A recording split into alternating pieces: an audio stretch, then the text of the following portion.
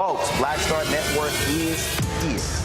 Hold no punches! I'm real revolutionary right now. Support this man, Black Media. He makes sure that our stories are told. Thank you for being the voice of Black America, Roland. Stay black. I love y'all. All momentum we have now, we have to keep this going. The video looks phenomenal. See, this difference between Black Star Network and Black-owned media and something like CNN. You can't be Black-owned media and be scared. It's time to be smart. Bring your eyeballs home. You dig?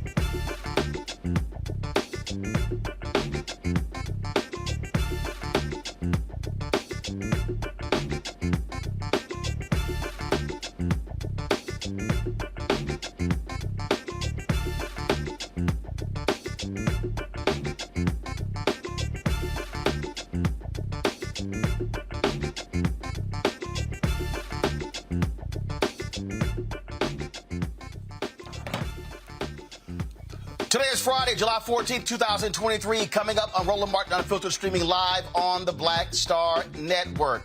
Republicans pass a military bill in the House, yet they attack the issue of being woke, lying straight out about it. And Congressman Stephen Horsford is having none of it. The chair of the Black Caucus blasts Matt Gaetz over what they have actually done. Hakeem Jeffries, the minority leader, also blasts them, including Speaker of the House Kevin McCarthy. We'll have all of that for you and show you the implications of this. A number of Republican attorneys generals have sent letters to more than 100 companies saying their diversity efforts may be in violation of the law after the Supreme Court affirmative action decision. I warned y'all they were coming after companies next. What did I tell you in my book, White Fear? We'll unpack that as well. Also, on today's show, the city of Evanston begins to pay out reparations to its citizens.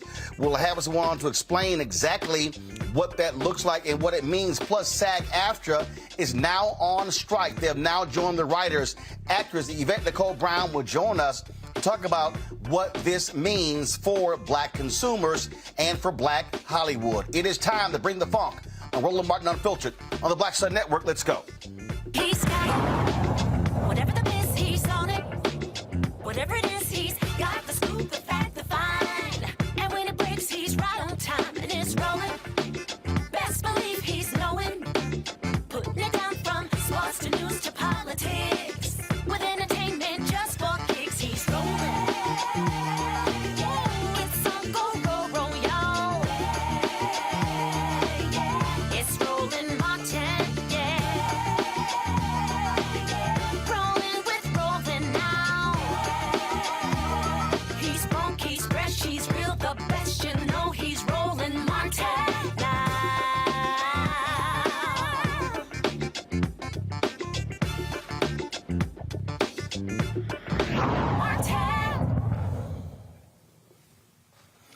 All right, folks, you heard us talk about AI and the impact of AI when it comes to technology. Well, in Vallejo, California, they were using AI to deal with the whole issue of police misconduct. So they were using AI searching through various body camera footage. Guess what happened?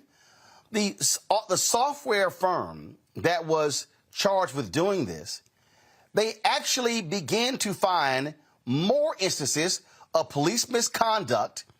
And what that did was piss off the police union. So the police chief there has shut down the analysis. I'm sorry, don't you think the police chief would want to root out misconduct? No, that's not what happened. They want to get rid of it. Civil rights attorney Melissa Mole joins us from Vallejo, California. Melissa, glad to have you here. So let's walk through this here. I'm confused. If you're the police chief, don't you want to get rid of police misconduct? Well, you would think so. But the issue that we had here is it wasn't even actually the police chief at the time. The police chief at the time was trying to do what was right and get the department in order. That he was our first black police chief in Vallejo, California. When he initiated this auditing and got these results, they actually sent him a death threat and ran him off. He resigned. And then the interim chief was the one that canceled this termination. Chief Shawnee Williams was the one that received the threatening correspondence in response to trying to audit the department. And as a result, now we have an interim chief who's prepared to allow the department to continue its reign of terror. So let's be clear here. The black police chief said, hey, let's use AI to study body cam footage. So was it an outside company that created the algorithm or whatever to study the body camera footage? Yes, it was an outside company that the chief had contracted with to do this analysis of the officers based on right now the DOJ efforts to help work on police reform prompted that, and then he took it from there. All right, so they go ahead and do this, and then all of a sudden they do their analysis, and then they start seeing more stuff. What do we know? What type of misconduct they discovered? No, as I understand it, as soon as they came back with concerning, troubling findings, that's when the efforts to get rid of the chief were underway. They did a vote of no confidence, like I said, the threatening correspondence to Mr. Williams.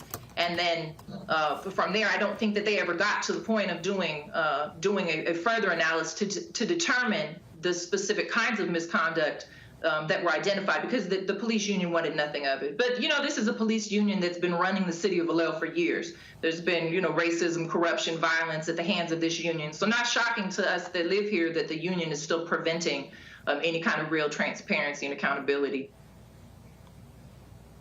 Was it Vallejo or was it another police department in California that became the first to really begin to use body camera footage? And the reason they did this was to, one, help officers, because people were making claims of police misconduct.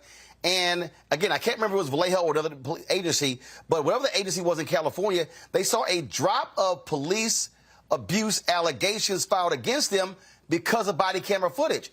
The point of the body cameras is to protect the officers, to show what actually happens, but also protect the citizens. Sounds like this union is pissed off that it's showing corrupt cops. And that seems to be how we feel about it. They've done a lot. There's been a lot of death. There's been a lot of violence. And they've had a stronghold on the city for a long time. So when you finally got somebody that wanted to actually look into the fine details of what was going on to actually make some changes, they didn't want to see it. They didn't want to see anything that would result in them not being able to have the power over the city, the power over the purse strings of the city that they've had for many, many decades. So this deputy police chief, who is now the interim police chief, Jason Todd, what's his rationale for doing this? He hasn't provided anything. He was supposed to be in as the interim chief.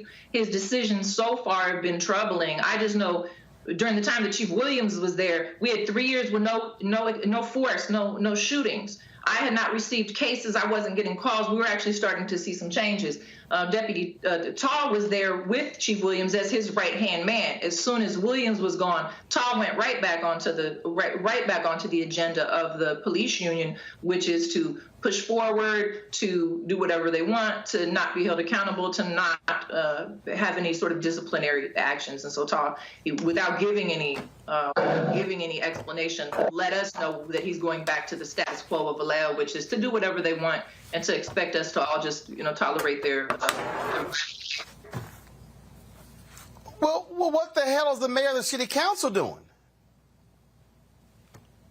Historically, unfortunately, Vallejo, the city council has been sort of prey to the police union as well, because they have a long history of threatening and intimidating people, including city council people. There's a long history of them targeting and harassing advocates. I've received death threats, harassment, surveillance from the command staff of the police department. And so it's wild out here. We call it, Vallejo, Mississippi, because really, for a liberal area, we go back 30, 40, 50 years in policing anytime you come out here. It's sad and really concerning at this point, because we really were making progress in Vallejo. Chief Williams was really doing something here. The community, the impacted families, the people whose loved ones had been hurt and killed, we were all beginning to have some faith that he was actually on the right track. And so to see racial terror being used against the police chief and the community, and having a new chief that seems willing to continue to hold the company line on the violence and racism and terror, it's disturbing.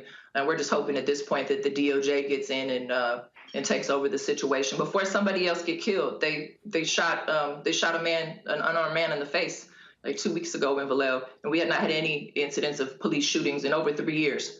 But now that Chief Taz is in place, we're concerned that others are gonna pass away, because like I said, it's been over 3 years. So have y'all made that request for the DOJ to come in to examine the police department? Has there been an actual request?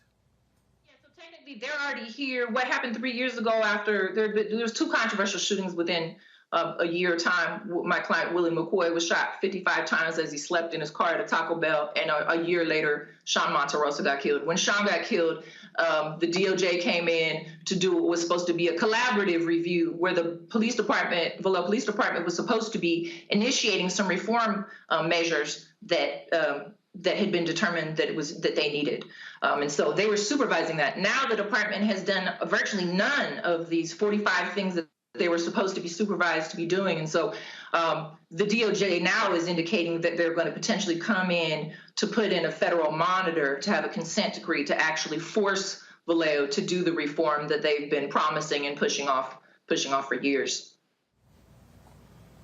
Wow, that's absolutely crazy. But again, it goes to show what we talk about when you have these cities that allow these unions to have far too much power and control, and they don't actually care about the citizens, and they are not there to protect and serve the citizens.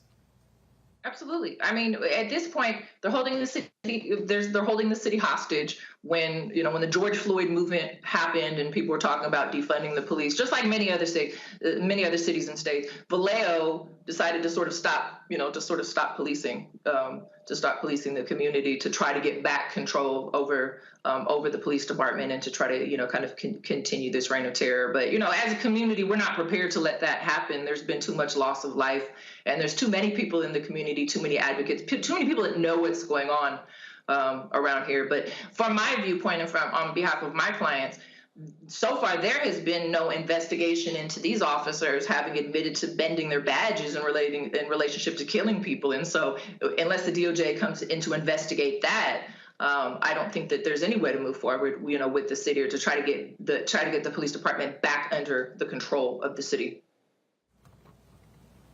Absolutely insane what is happening there.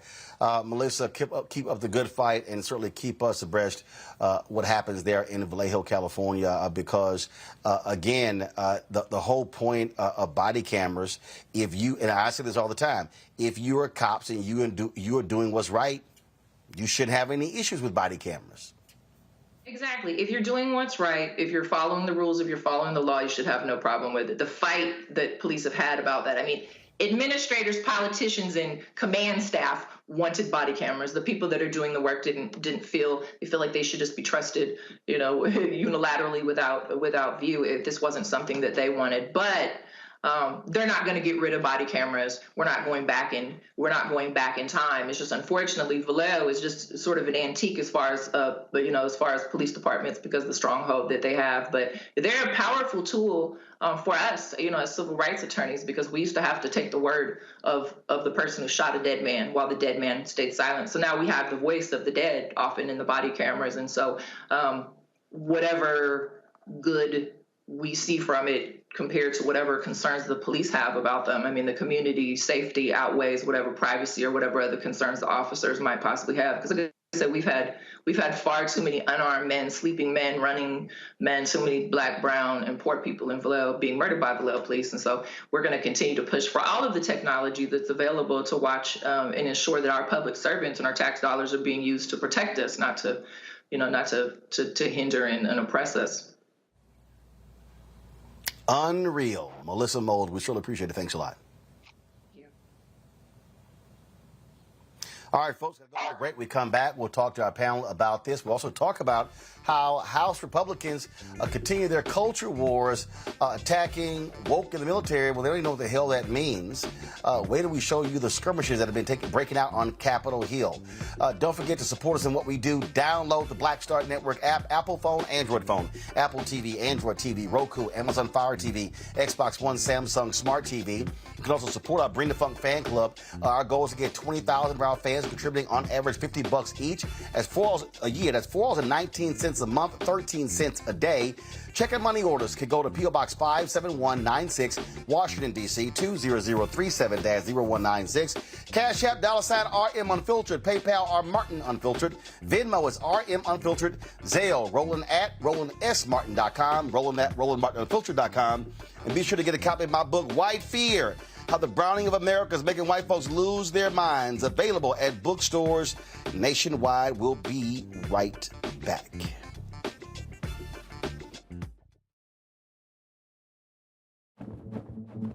For decades, the tobacco industry has deliberately targeted black communities and kids with marketing for menthol cigarettes. It's had a devastating impact on black health. Tobacco use claims 45,000 black lives every year. It's the #1 cause of preventable death. In the 1950s, less than 10% of black smokers used menthol cigarettes. Today, it's 85%. Menthol cools and numbs the throat, making it easier for kids to start smoking.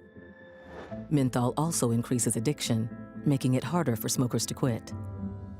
Menthol cigarettes are a big reason why black Americans have a harder time quitting smoking and die at higher rates from smoking-related diseases like cancer, heart disease, and stroke. It's time to stop big tobacco from profiting off black lives. An FDA ban on menthol cigarettes will improve black health, save lives, and protect future generations from addiction. Learn more at tobaccofreekids.org/ban menthol. Black Star Network is here. Oh, no punch! I'm real revolutionary right now. Thank you for being the voice of Black America. All momentum we have now, we have to keep this going. The video looks phenomenal. See, there's a difference between Black Star Network and black-owned media and something like CNN. You can't be black-owned media and be scared. It's time to be smart. Bring your eyeballs home. You dig? My name is Lena Charles, and I'm from Opelousas, Louisiana. Yes, that is Zydeco capital of the world. My name is Margaret Chappelle. I'm from Dallas, Texas, representing the Urban Trivia Game. It's me, Sherry Shepard, and you know what you watch. Roland Martin on Unfiltered.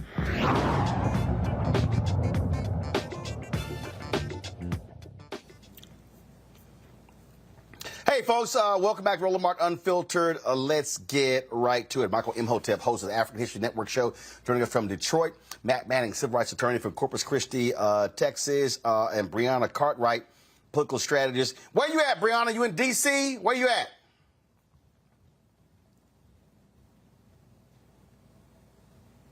Brianna, you ain't ready? What were you doing? You doing squats?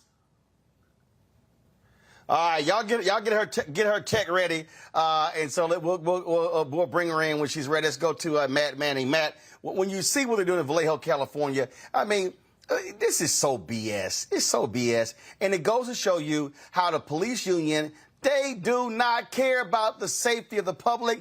They want to protect cops, and the city officials, the mayor and the city council, are trifling as hell by allowing them to dictate what should be done when it comes to this body camera analysis. Yeah, they are trifling, and they're afraid of pushing back against the unions. And look, unions are supposed to, support and advance the interests of their members. So that part doesn't surprise me.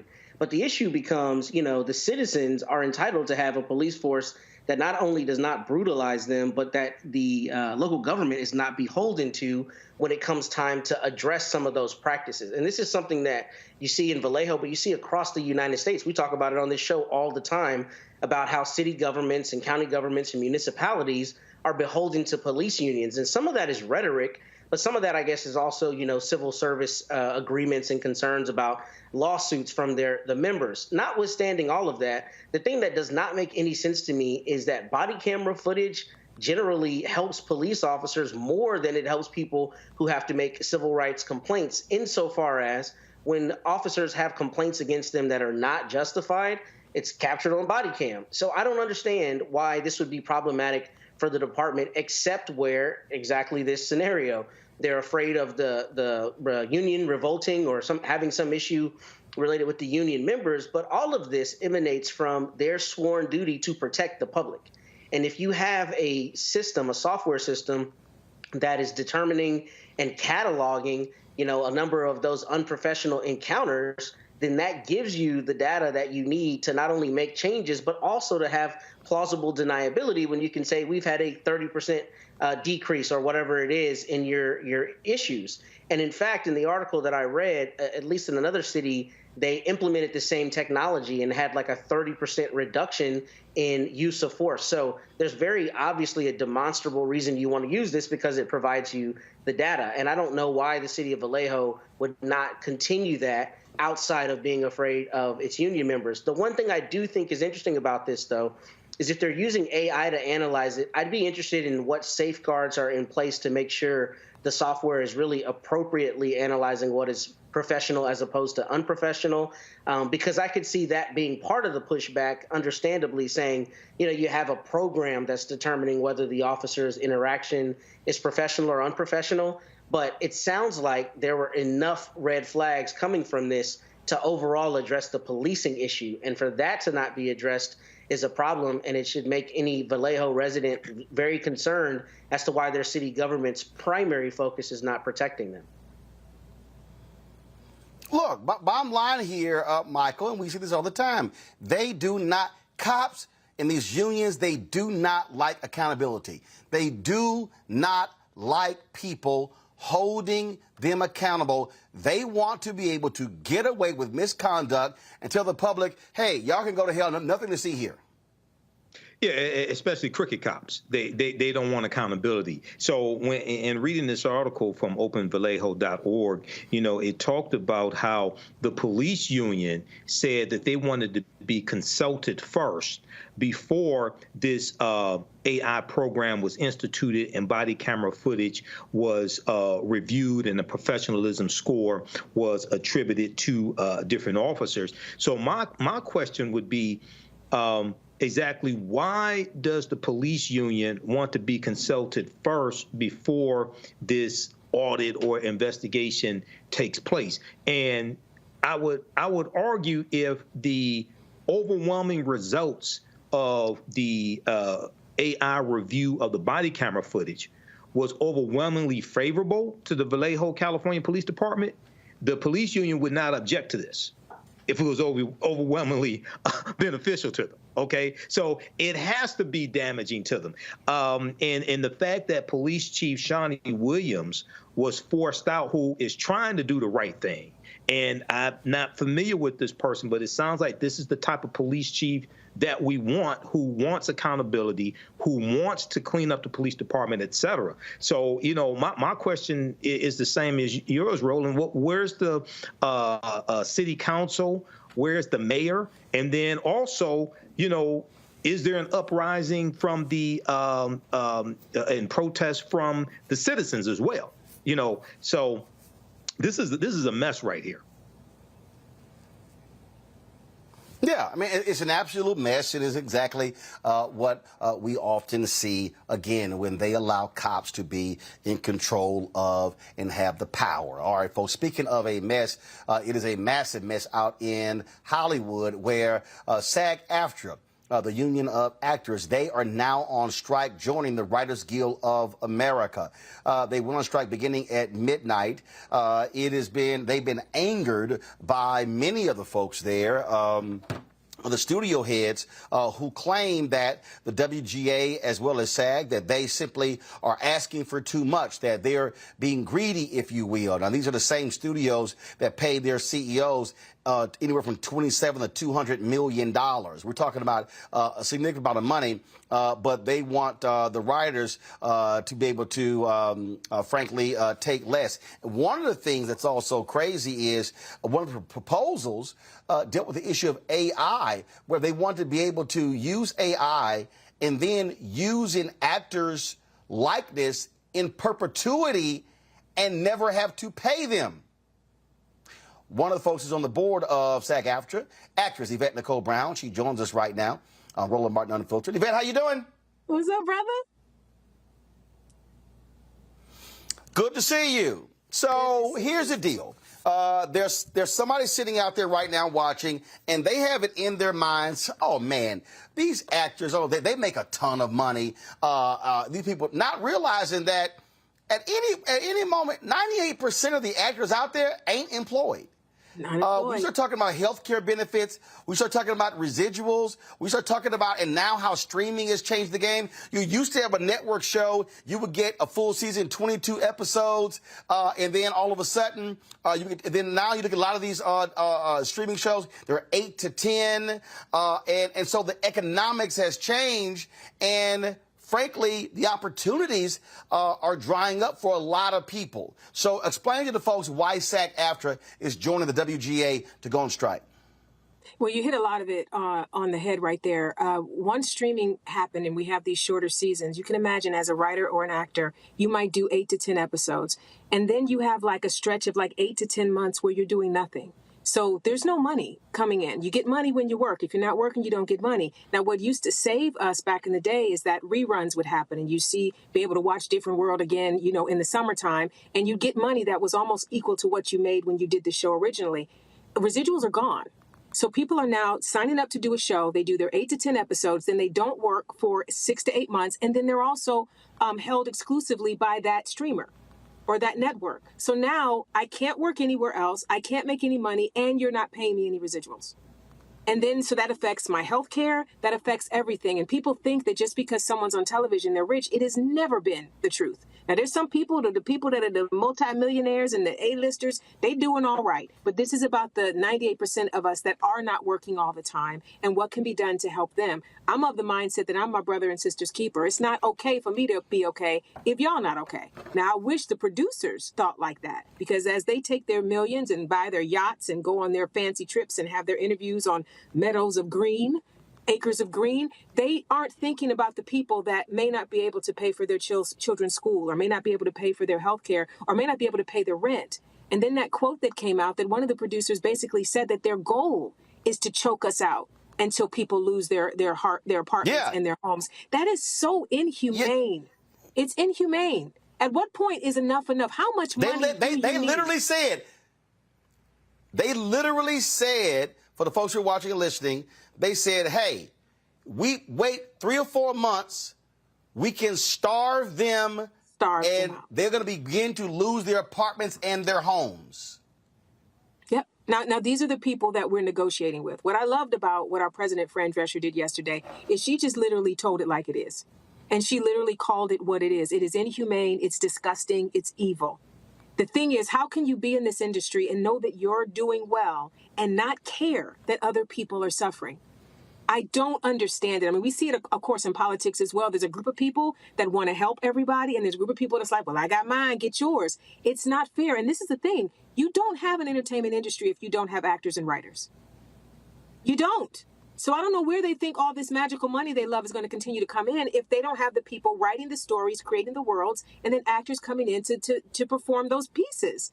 It's so short-sighted. And we're upset. We're mad. And we're ready. And the WGA is with us. We're with them. And it's like, bring it. I was out on the sorry, that's my dog sneezing. I was out on the picket line today, and everybody's like, let's do this. If they thought they were breaking us, they're wrong. We're energized and we're ready. The thing that, again, technology is changing a whole lot. You look at, like, one of the things that's happening, and again, that people don't quite understand. Warner Discovery has done this a lot. They started this, and now the other people are actually following them. They are literally pulling shows off of streaming services to save money for tax reasons. Yep. Now, that means that if you are an actor or a director and you put all of your time and energy into this work, then it's not available on the platforms, meaning you can't get paid. They say, oh, we've done the analysis, and these are shows that are not being streamed a lot, so therefore it's costing us money. And I'll give you a perfect example. Last year, when Showtime had their series on Uber, I was watching some other shows. I never got around to it. So the other day, I was like, man, let me pull up my Showtime app and look at the show. Wasn't there. Yep. I was like, wait a minute, this was a series a year ago. This wasn't like 5-10 years. So then I go to Google and type in, like, where's this series? Like, where is it? Can't find it.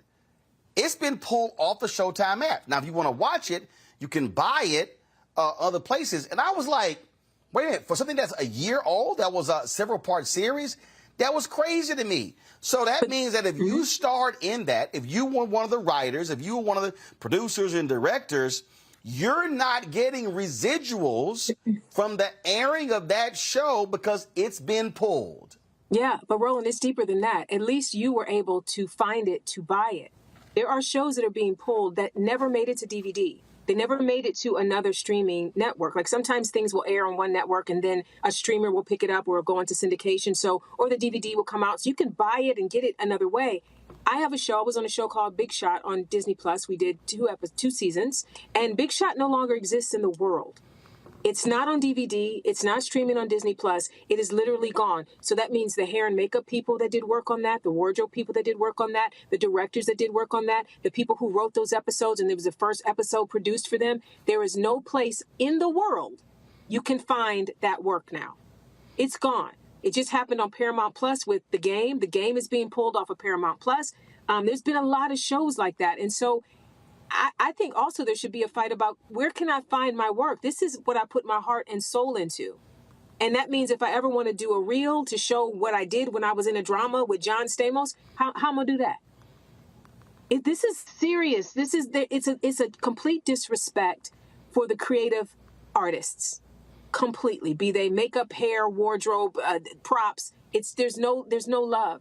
And this is the other thing someone else mentioned to me. Back in the day, the studio execs used to be people that moved up in the ranks of entertainment. And now they're like Wall Street people and investment bank people. These are people that are bean counters. And it's really all about the bottom line and what kind of profit they can then send to their shareholders or their CEOs. And it's like it stopped being about the art, that we've lost the heart of the art. And that's why we're in this situation where we're like, don't you understand that you don't have a business without us? And why would you be okay making all this money and not sharing the benefits of what we create? Hold tight 1 second. I got to go to a break. My panel got some questions as well. Folks, we're talking the SAG-AFTRA strike. They have now joined the Writers Guild of America on strike. Guess what? You ain't seeing red carpets. Gone. You are not seeing actors doing any interviews. They're forbidden to do interviews touting any projects. And so you're not going to see any new shows as long as the writers and the actors are on strike. And so we'll talk more about that right here on Roland Martin Unfiltered on the Black Star Network. Back in a moment.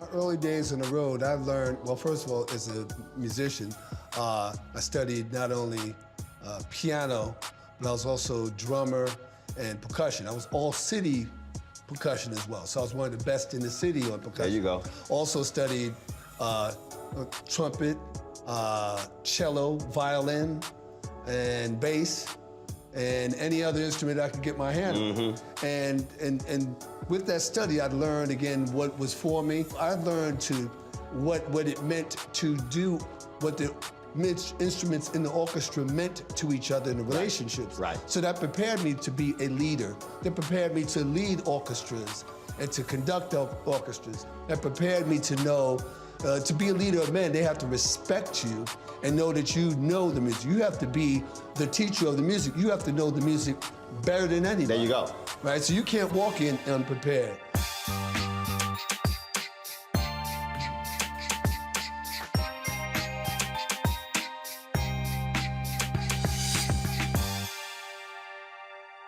Hatred on the streets, a horrific scene, a white nationalist rally that descended into deadly violence.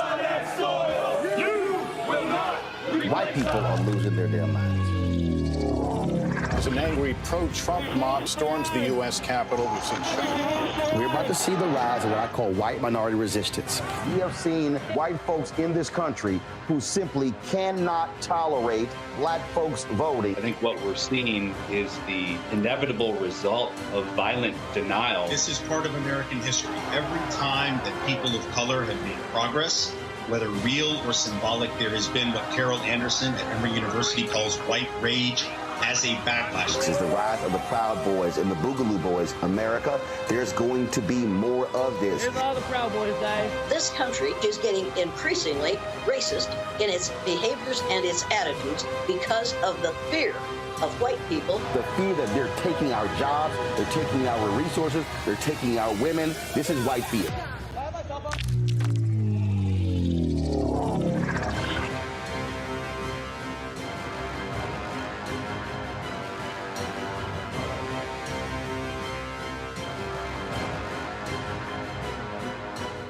Hey, it's John Murray, the executive producer of the new Sherry Shepherd Talk Show. You're watching Roland Martin Unfiltered. So obsessed. All right, folks, welcome back to Roland Martin Unfiltered on the Black Star Network. We're talking with actress Yvette Nicole Brown. She's a member of the SAG-AFTRA board. At midnight, they went on strike, joining the Writers Guild of America. It is the first time they've been on strike in 26 years. Let's go to our panel. Michael Imhotep, your question first for Yvette. Hello, Yvette. Thanks for coming on. Also, great interview with Joanne Reed. I've been following this, and one of the things that I'm hearing is that one of the things that the actors and screenwriters are fighting for is a greater piece of the pie when it comes to content that's on the streaming services now, because the way the contracts are, the way the payouts are when it comes to streaming is entirely different than it was traditionally. Can you give us more insight into that? And also, a lot of the streaming companies are saying, maybe like Peacock and some of the other streaming companies are saying they're not making a profit as well. Can you talk about that, please? Yeah. Well, first of all, everyone saw how great Netflix was doing, and everyone raced into the streaming landscape before they knew how to do it their way. So there are probably a few that are not making a lot of money, but that's not all of them. That's first. Second, what happens with our contracts is that the producers come up with a new way to make money. Maybe back in the day it was DVD, then it was streaming, and now it's AI. And what they do in the contract negotiation is they go, DVD, I don't know, it's going to do anything, right? So they tell you that in the negotiation. You go, okay, well, for the first 3 years, we'll give you, you can pay us less than you would pay us for network, because we don't know what this streaming is going to do or what this DVD is going to do or what this AI is going to do. Forgetting that they absolutely know that it's going to be lucrative, because they wouldn't chase anything unless they know there's money there, right? So we fall for it, and we've fallen for it a few times. So what we realize now is they're trying to do the same thing with AI. Now, what happened with streaming is that they said, well, we don't know if it's going to be profitable, so let's pay you a little bit less than we would have paid you. Well, that fee structure is now set in steel, right? So now every year, as they made, some of these streamers have made record profits, we're still getting 10 cents on the dollar or whatever the number is. I don't know what the exact number is, but we're getting a lot less than what we should be getting. And then they go, well, you agreed to it, so I don't know, going back and changing it now. So now that we've learned that that's how they do it, we're like, we're not going to let you do that this time. We know that AI is going to make you a lot of money somehow. So we need something in place now to protect us, to make sure that we don't do what was floated, where they wanted background actors to have their entire body scanned, likeness, face, all of it, which means they now own that person's entire likeness, and they can plug that person in crowd scenes or anywhere else they want to in perpetuity. Their children's kids will be dead, and they still will see grandma walking around carrying a Target bag in some show. That's ridiculous. And they want to pay them the day rate. So want to pay you once and use you forever.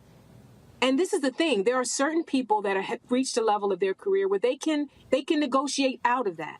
But again, it's not okay. I'm not okay that I can negotiate it if the person starting in this industry or the person that hasn't made it to my level can't negotiate their way out of it. Because what they'll tell them is, well, we don't really need you. We'll get somebody else. And then there'll be somebody else that will say yes. You see what I mean? Like they have you against the barrel when you haven't become a name or you haven't become famous in some way. And we want to make sure the contracts protect everybody, not just the people that can negotiate their way out of these little traps. And the point there you make, Yvette, there when you talk about the contracts, when they are locked, they are going to hold you to that contract. Absolutely. I just finished watching on Netflix the documentary, the docuseries on American Gladiators. And they talked about on that show where the folks who were the gladiators and how they were getting $500 a show. They were incurring injuries. They had a national tour, 120 city tour. They were selling toys, merchandise, all sort of stuff. And the gladiators were like, yo, we make the show. And Sam Goldwyn, who they were doing the show, they were like, absolutely not. We are not renegotiating. You signed the contract, that's what you get. And they fired some of the original gladiators. And that's how they wrote. So this whole idea, so when somebody tells you, no, just go ahead and sign, we can take a look at it later. No. Don't do it. You better get it in writing, because they're going to negotiate downward from that deal in the next deal. Yep. And this is the thing, too, that I don't know that people, I started out as a legal secretary. I don't know if people know that, but I was a legal secretary by trade before I became an actor. What people don't understand is that there's no such thing as boilerplate. Or this is just what we do. They'll say that. Everything in a contract can be negotiated. Every single thing. So don't fall for, well, this is just how we do it. No, we're going to do it different in this one. We're going to change this for me. And I think people don't have the understanding that they can do that. And sometimes the business affairs offices are so strong. Well, we got to get it today. If we don't get it today, breathe and get the deal that is right for you. And that's if you're able to. If you've reached a point in your career where you can. There are a lot of people that can't do it. They're just not at the place where they can do it yet. And again, that's why unions are there. Shirley Ralph said something. But Yvette, even if you're a big name, Don Cheadle talked about this here. I forgot I guess it was one of those Marvel, whatever the hell. And he at his child's birthday, and they were like, you got an hour. That's what it's like. I got an hour? And he was like, this is Don Cheadle, Academy Award nominee. And it was like, okay, fine, it's your daughter's birthday, fine. We're like, we'll give you 2, but we need an answer. And he had no choice but to say yes, because they were literally like, we will move on. And remember, that was a role where he replaced Terrence Howard. Yeah. And this is the thing, too, though. I believe in this in regards to contracts. And you can't do it all the time, but sometimes the no is very powerful. You know, if you got an hour to do it, then that means you ain't got nobody else either. And whoever you're going to go to next going to have 30 minutes, and they might not say yes either. So you actually need me. So I'm going to take this 5 hours to figure out if this is the right deal for me, right? So I get it. Like it's tough. It's tough, and that's why it's important to make sure that as unions we fight so that people don't have to fight so hard. But yeah, it happens every day. Matt. Well, first, let me say that I appreciate your work and thank you for being here with us this evening. This is actually an issue that affects my family. My sister, Denise Manning, is an actor in New York City and just won her first Emmy. And, you know, I reached out to her and I said, niece, what do I ask particularly to make sure that people understand this? And one of the things that was really important is she told me that a lot of this issue is framed about Hollywood and glamour. But as you've said, you know, 98% of people in the industry don't fit that A-list kind of designation. So first, what suggestions do you have for people to really understand the gravity of the issue? You've kind of touched it, but anything anecdotal that might be helpful. And then secondly, she instructed me to say that people need to not use streaming services, and that's one way that they can support. But what other ways do you see that we can support? Because obviously we love your work. We digest it. It's gotten us through the pandemic. But we need to be standing in solidarity with you as you stand for what's right. And I want to know the best ways to do that. You know, thank you for that question, and please tell your sister, yay, congratulations. I think that since they only care about money, and they don't care about people, I think anything that you can do to affect their money will help the cause. You know, I can't speak on what that should be, but her suggestion's great. You know, where do they get their money?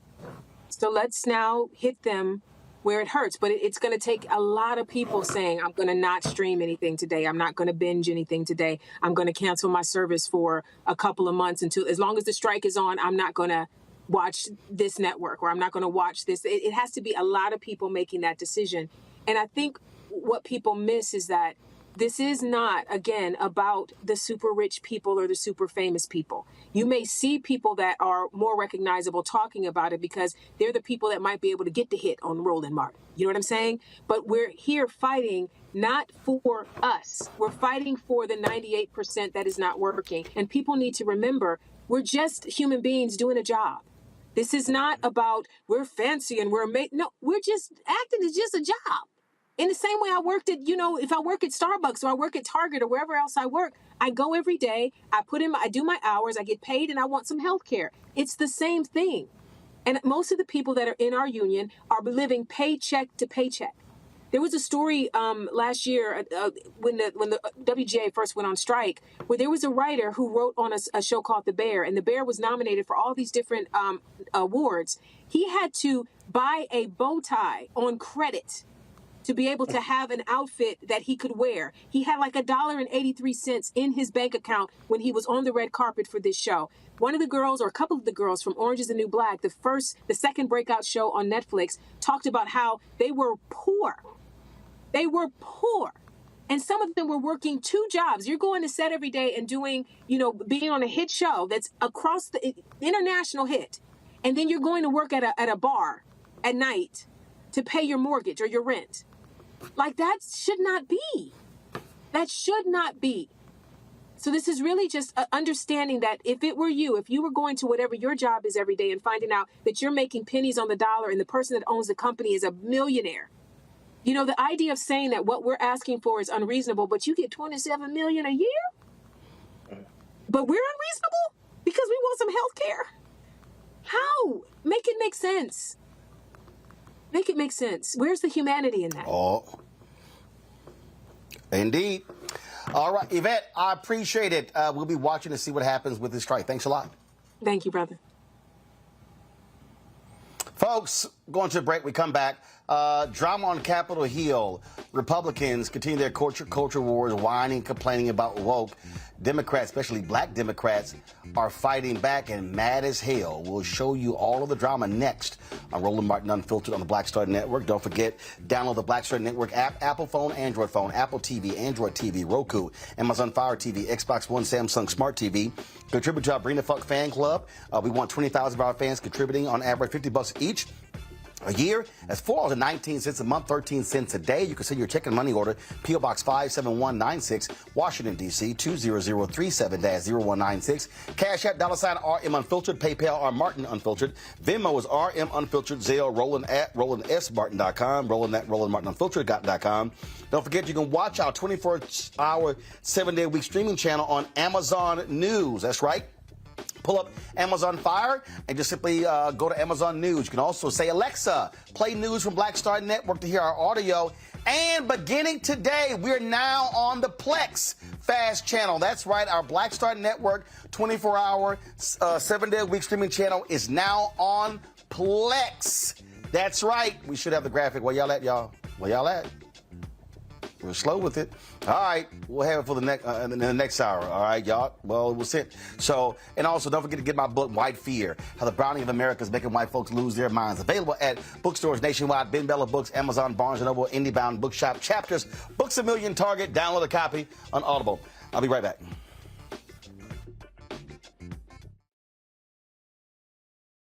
When you talk about blackness and what happens in black culture, we're about covering these things that matter to us, speaking to our issues and concerns. This is a genuine people-powered movement. There's a lot of stuff that we're not getting. You get it, and you spread the word. We wish to plead our own cause. Too long have others spoken for us. We cannot tell our own story if we can't pay for it. This is about covering us. Invest in black-owned media. Your dollars matter. We don't have to keep asking them to cover our stuff. So please support us in what we do, folks. We want to hit 2,000 people, $50 this month, raise $100,000. We're behind 100,000, so we want to hit that. Y'all money makes this possible. Checks and money orders go to P.O. Box 57196, Washington, D.C. 20037-0196. The Cash App is $RM Unfiltered. PayPal is R Martin Unfiltered. Venmo is RM Unfiltered. Zelle is Roland at RolandSMartin.com. Coming up next on The Frequency, right here on the Black Star Network, Shanita Hubbard. We're talking about the ride or die chick. We're breaking it down. The stereotype of the strong black woman. Some of us are operating with it as if it's a badge of honor. Like you even hear black women like aspiring to be this ride or die chick, aspiring to be this strong black woman trope at their own expense. Next on The Frequency, right here on the Black Star Network. Me, Sherry Shepard with Sammy Roman. I'm Dr. Robin B., pharmacist and fitness coach, and you're watching Roland Martin Unfiltered.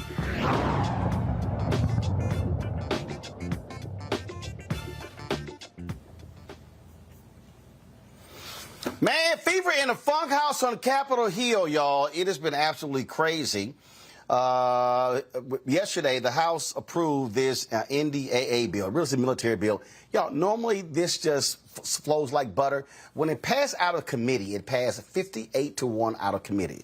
But once it got out, the Freedom Caucus and the hardcore, crazy right-wing bigots, they got involved, and so then they wanted to put in there attacking abortion. They wanted to put in there attacking woke in the military.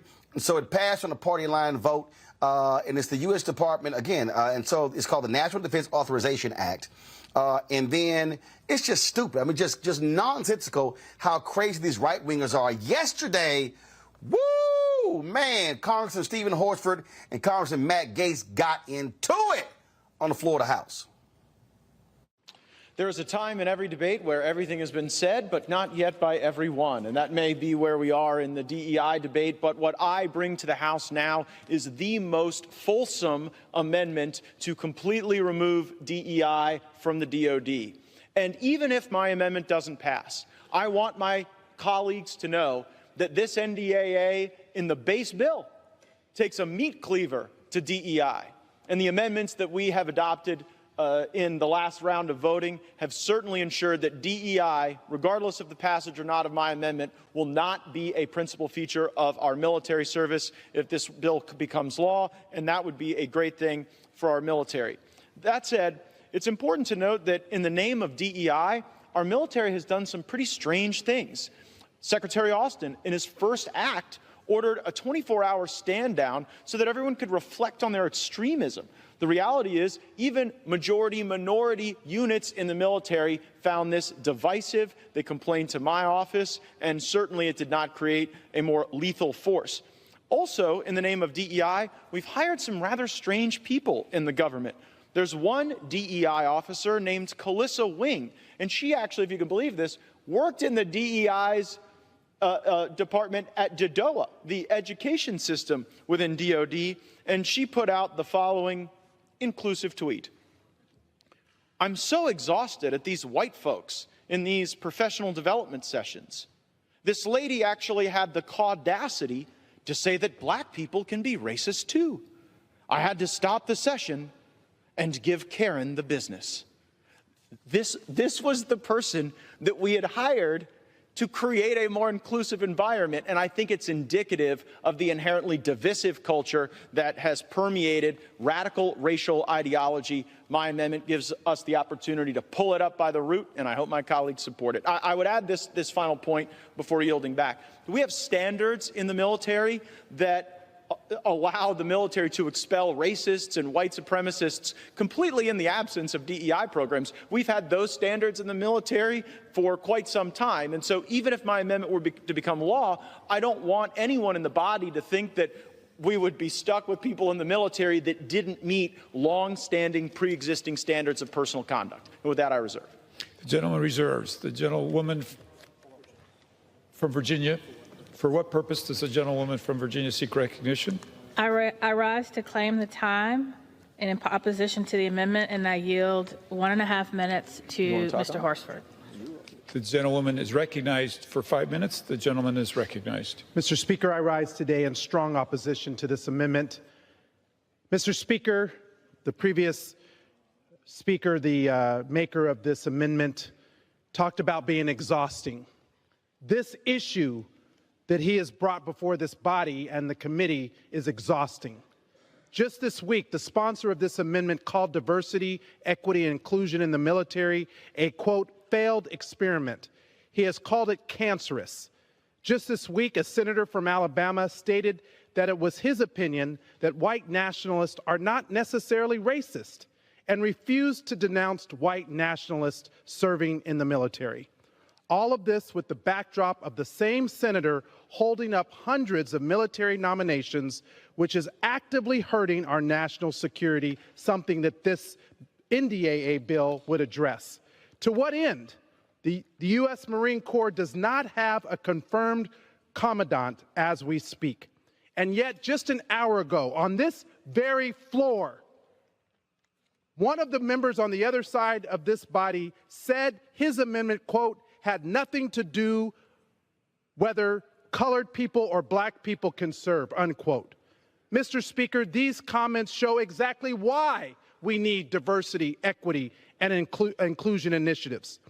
Every day, our military grows more diverse, more and more reflecting the diversity of our nation. This amendment does nothing to address the recruitment shortfalls that our services are facing, and instead it will only make it more difficult to recruit Americans on diverse backgrounds representing the true makeup of our nation. What are you so afraid of? Why do you keep bringing these divisive issues to the body of this floor? You are out of order. You are exhausting, Mr. Gaetz. The gentleman is no longer recognized. The gentleman is no longer recognized. Woman from Virginia reserves. I reserve.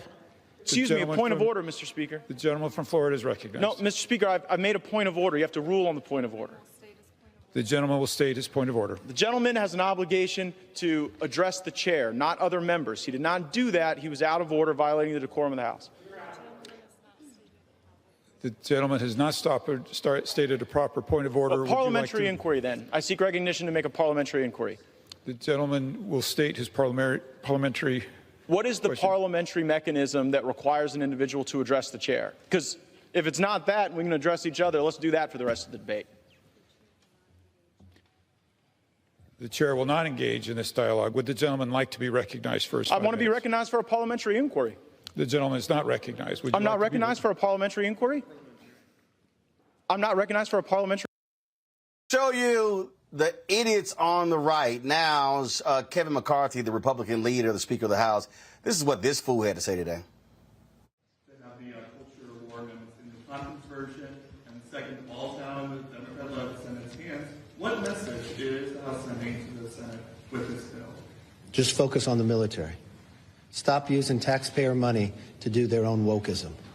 A military cannot defend themselves if you train them in woke.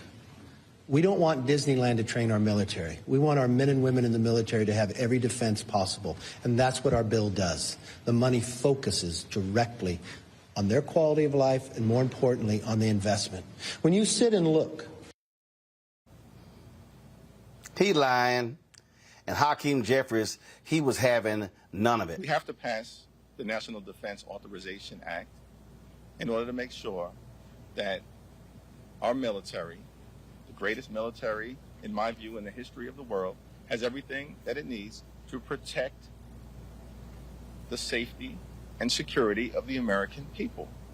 And the National Defense Authorization Act, historically, is a bipartisan legislative effort that has now been hijacked by extreme MAGA Republicans who want to wage their so-called culture war against the men and women of the United States military. You can't make this stuff up. And the only explanation for it is that they are so obsessed with jamming their extreme right-wing ideology down the throats of the American people that extreme MAGA Republicans are willing to even detonate the ability of our military to do what it needs to do to keep us safe. Here's the thing here, Matt and Michael. These are the same Republicans. Let me just be clear. These are the same Republicans who voted against getting rid of the white nationalists and Nazis in the military last year. Matt? I don't know, man. This is all absurd, and it's ridiculous that we pay these people to go and be asinine. I mean, that's what it is. Not only did they vote against that last year, but for Kevin McCarthy to get up and say we don't want Disneyland training our military, all of it, this is ridiculous. I mean, first off, these are the same people who all the time trumpet the military and why defense is so important. So you would think the one place you might support people feeling more included is if you're going to put a gun in their hand and send them overseas to defend our nation, right? But this is all about parroting the same rhetoric all the time, the same rhetoric that says these brown people and these poor people and these other people are coming to steal your country by trying to make it too soft. And the reality is when people feel more included and there's more inclusion in the country, then they're better involved and better contributing. And overall, we all lift. But they don't see it that way because, as you always say, and as is always said on the show, it's about power. So this is a stupid position, especially from this idiot from Florida who, I don't know if the investigations have ended, but who should not be opening his mouth at all. He should sit in the corner somewhere and hope he doesn't end up indicted.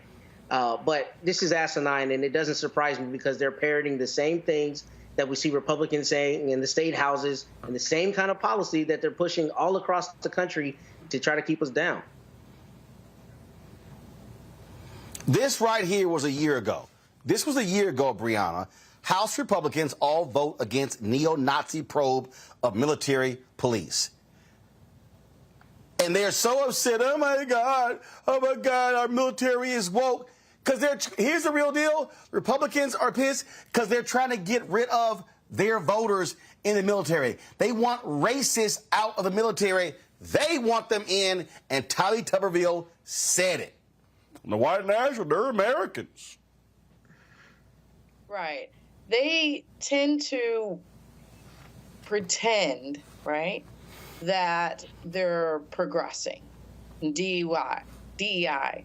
And they did affirmative action in universities, and then they take away. They pretend like, oh, we care about not racism, and now it's racist to make sure there's inclusion. I mean, honestly, it's clear that when there's diversity, everything is elevated, it's better, but I know that they can't rise to the occasion. And so instead they try to suppress us. And honestly, we're allowing Florida to spread across the United States way too much, and Gaetz should be in prison. They do not. Let me be clear. Let me be clear here, Michael. They don't like black people. Correct. Republicans were happy with the Supreme Court affirmative action decision. They were elated with these Republican attorney generals sending a letter around threatening companies saying we're going to go. You can't have DEI programs. These people they're elated with voter suppression. They don't. This is a white nationalist Republican Party. Period. Absolutely. This is the white nationalist Republican Party, and their Lord and Savior, Benedict Donald, is the head of the white nationalist party. This is why they were against getting rid of white supremacists and white nationalists in the military and in the police department, because these people are white supremacists and white nationalists. Don't forget, when the Domestic Terrorist Prevention Act came up for a vote in the House of Representatives, I think it was 2022, and it came up after the Buffalo, New York shooting at the Top supermarket, all the Republicans in the House of Representatives voted against the Domestic Terrorist Prevention Act, except for Adam Kinzinger, who was on the January 6th committee, and he didn't run for re-election. So, but it's important for people to connect the dots to this. This goes back to the September 2020 executive order that Donald Trump did banning diversity, equity, and inclusion when it came to the training of federal employees. That's when that started. That's even before Chris Rufo came out with his tweet in March 2021 talking about how they were going to redefine critical race theory, okay? This you can draw a direct line to all this. That's also connected to the response that Senator Tim Scott did to 2 years ago to President Joe Biden's State of the Union address, when he said America's not a racist country. And then the next line after that was, and I'm paraphrasing, it's wrong to have policies that address those historical inequities, things like this. All that's connected. So we have to understand these people are crazy. They're trying to suppress us, and we have to vote them out of office. This is all about power. Yep, that's exactly what it is. All right, folks, hold tight 1 second. Can I go to break? When we come back, we'll talk about Evanston, Illinois. They have started their reparations program. We'll explain exactly what's happening there. You're watching Roland Martin Unfiltered on the Black Star Network.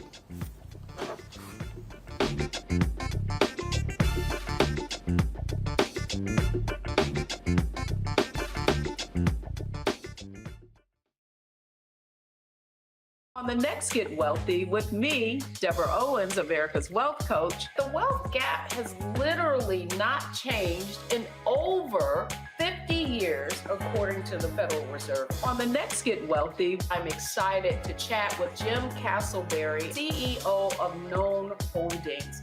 They have created a platform, an ecosystem to bring resources to Blacks and people of color so they can scale their business. Even though we've had several examples of African Americans and other people of color being able to be successful, we still aren't seeing the mass level of us being lifted up. That's right here on Get Wealthy, only on Black Star Network. On the next, A Balanced Life with me, Dr. Jackie, we're going to be talking about common sense. We think that people have it, know how to use it, but it is something that people often have to learn. The truth is, most of us are not born with it, and we need to teach common sense, embrace it, and give it to those who need it most, our kids. So I always tell teachers to listen out to what conversations the students are having about what they're getting from social media, and then let's get ahead of it and have the appropriate conversations with them. On the next, A Balanced Life with me, Dr. Jackie, here at Black Star Network.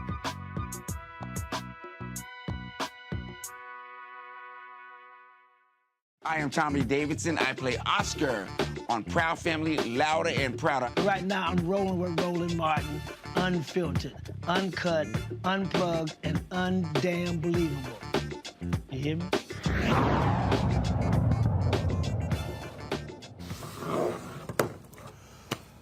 4 years ago, Evanston, Illinois announced they were going to spend $10 million over 10 years to black residents there. The program would provide upwards of $25,000 housing grants for down payments, repairs, or existing mortgages to atone for the city's past racial policies. Joining us right now is Robin Ruth Simmons. She's the founder and executive director of First Repair from Evanston. So, Robin, this is now started. Absolutely. Thank you, Roland, for having me. The program or the commitment to reparations has actually been implemented. Disbursements has happened. I want to add that in 2019, we did commit to seeding the work with $10 million initially from our recreational cannabis sales tax. And since then, we've added an additional $10 million from real estate transfer tax and are looking for additional revenue streams, as well as additional forms of repair, different remedies to implement. But to date, we have begun dispersing the $25,000 direct benefits to build wealth through home equity, as well as recently expanding our program to include cash benefits as an option. So over the last month that this has been an option, we have had more of our recipients select a cash benefit for their reparations. What has been the response of residents? Do you have folks, granted the city council passed this, do you have folks who are opposing this, who still find this to be a bad idea with taxpayer funds? Well, I'll say we have broad support in the city. The initial legislation passed in 2019 with an 8-to-1 vote. Future votes have passed either unanimously or 8-to-1. And you're never going to have 100% support. So we have some residents that early on felt very strongly that only cash is an appropriate form of repair. We have made that adjustment. And we have few that have spoken publicly about their disagreement to advance reparations with taxpayer dollars. But we do know that thought is out there. Overwhelmingly, we have support in our city from the ally community, of course, from the Black community to advance reparations. There is more question about forms of repair, urgency, amount, and so on. So we continue to work through the complicated process to implement reparations in Evanston. What do you make of folks like Sandy Darity, who claims that what you're doing there in Evanston, it's not reparations, and you should not be calling it that? Well, Sandy has an opinion about local reparations. And so it's not just Evanston specifically, but localities that are advancing reparations. I understand he's in disagreement with that only a federal legislation for reparations is appropriate.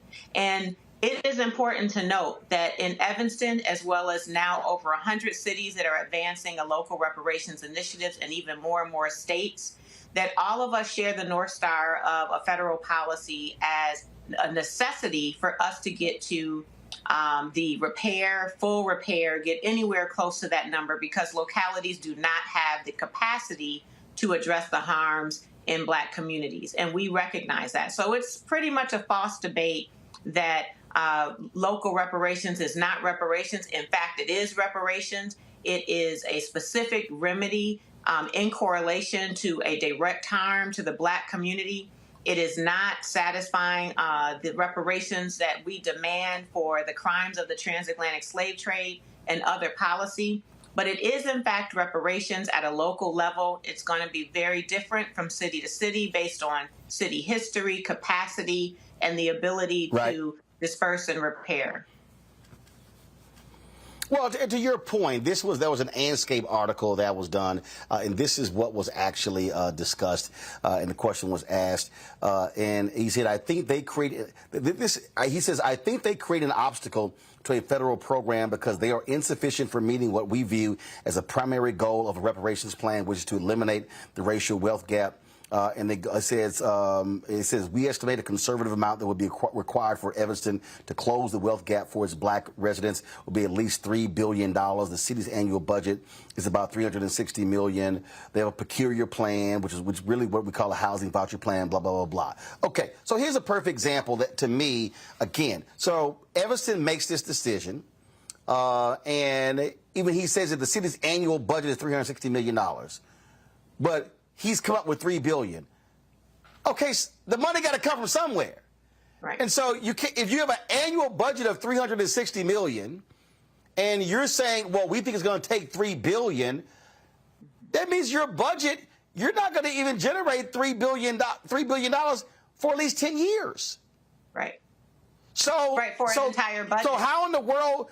So what? Does the city of Evanston go somewhere to borrow the $3 billion to give the black folks?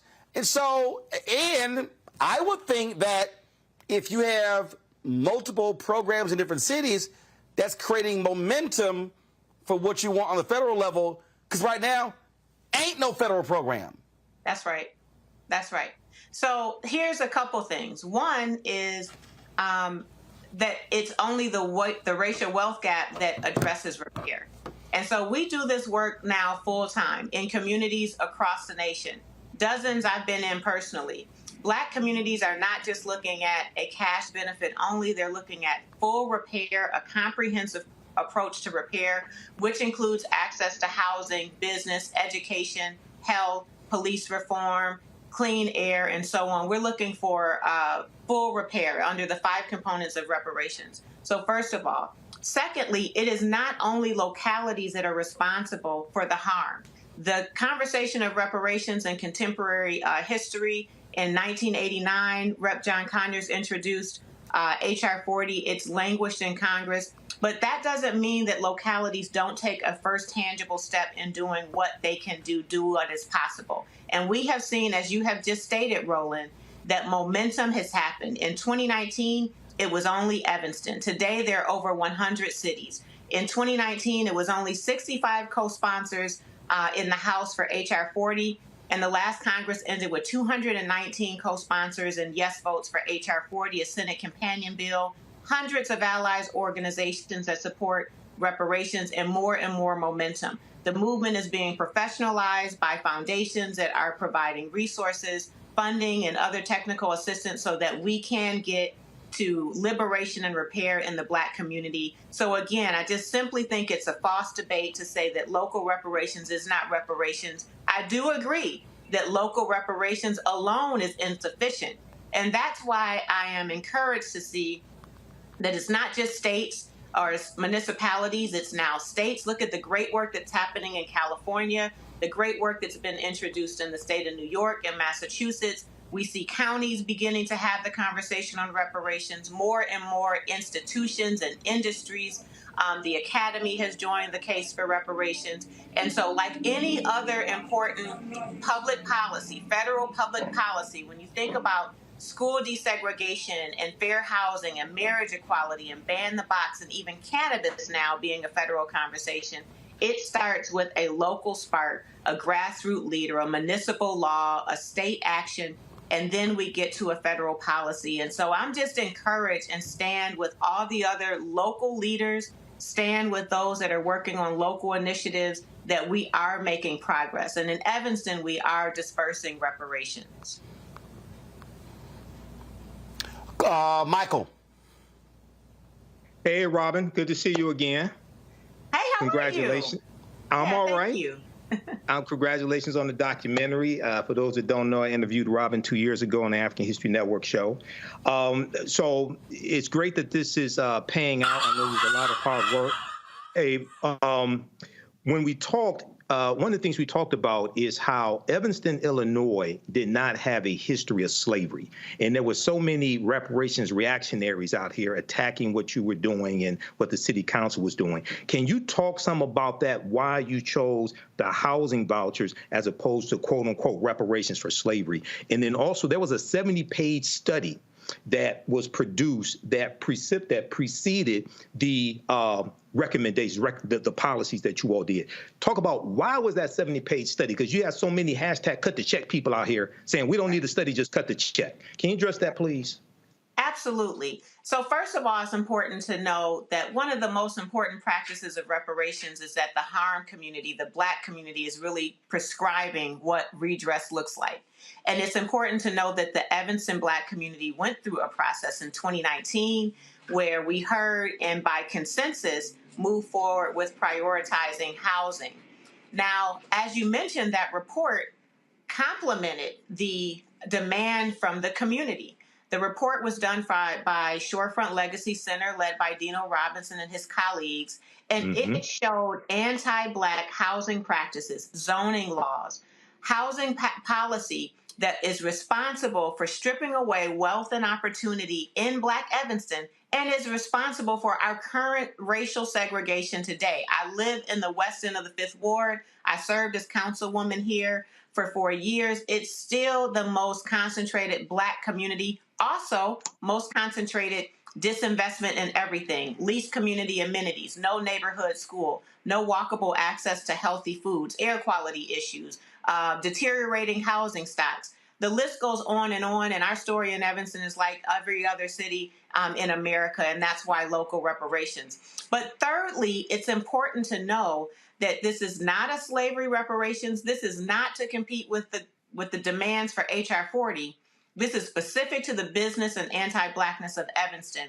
And our legal counsel, our corporation counsel, Nick Cummings, and his supporters and his partners, including Professor Justin Hansford from Thurgood Marshall School at Howard Law School, came up with a legal framework, one that was viable, so that we could move past just the demand and the case for reparation, which we've been stuck in for so long, and get into implementation and disbursement.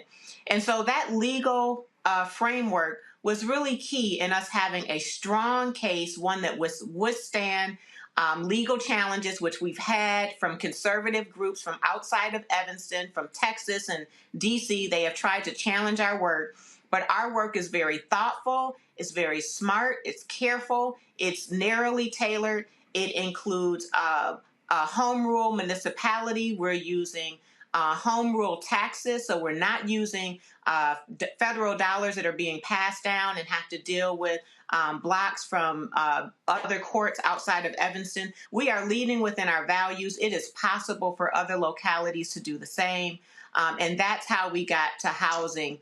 In a long story, that's how we got to housing. The community informed it and prescribed it. The case for reparations was rooted in housing, and the legal framework supported a remedy in direct correlation to the harm, which in the case of Evanston is largely based on housing. All right, thank you. Matt?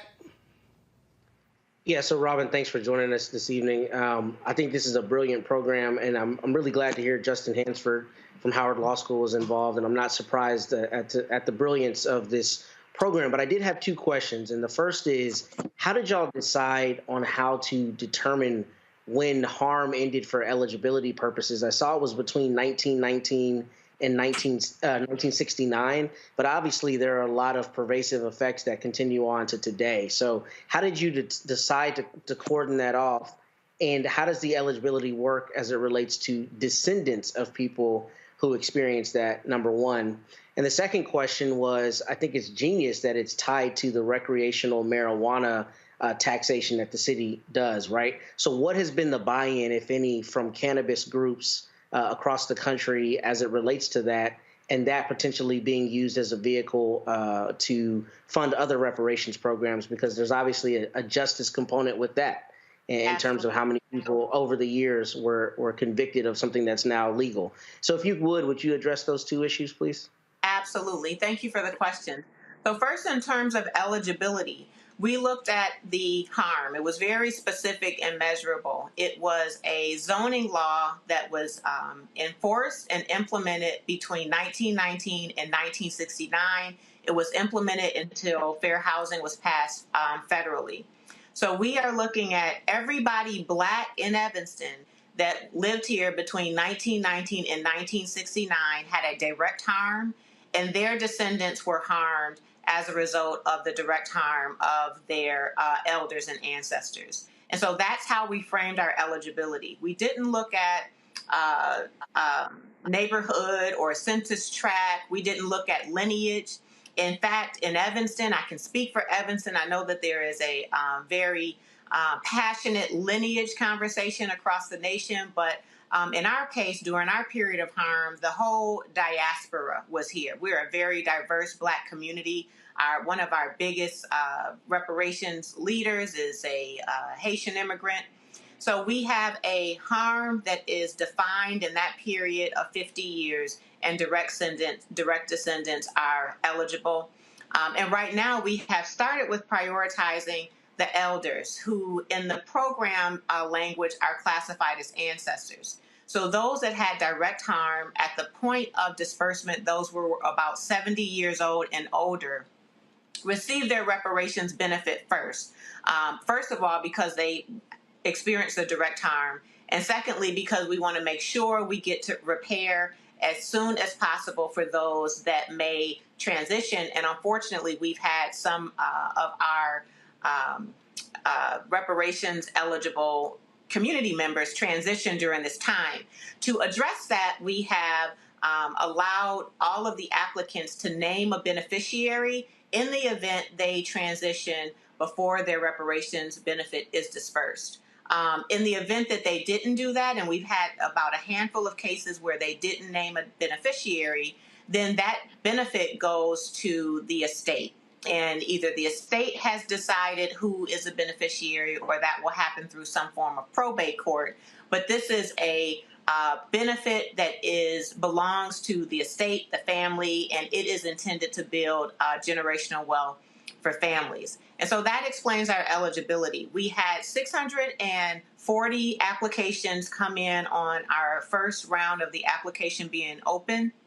140 of them classified or qualified under that ancestor, or they were the elders that had direct harm, and the balance of them are, like myself, descendants.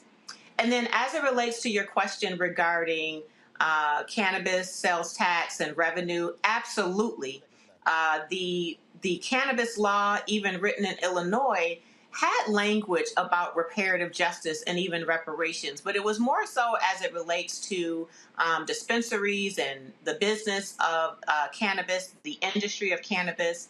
And we thought it important in Evanston that we also look at those revenues, that wealth that's being generated from an industry that has harmed our community. In Evanston, 71% of the marijuana arrests were in the Black community, and we are only about 15% of the population. So there was a clear issue of harm as it relates to over-policing and cannabis in Evanston.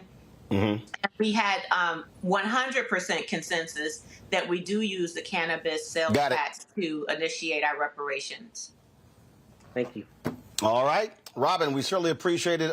Thanks so very much for breaking it all down for us. We appreciate it. Thank you. Folks, going to go to a quick break. We come back. The Forestry Service has a program with the HBCUs. We'll break it down for you next on Roland Martin Unfiltered on the Black Star Network. Next on The Black Table with me, Greg Carr.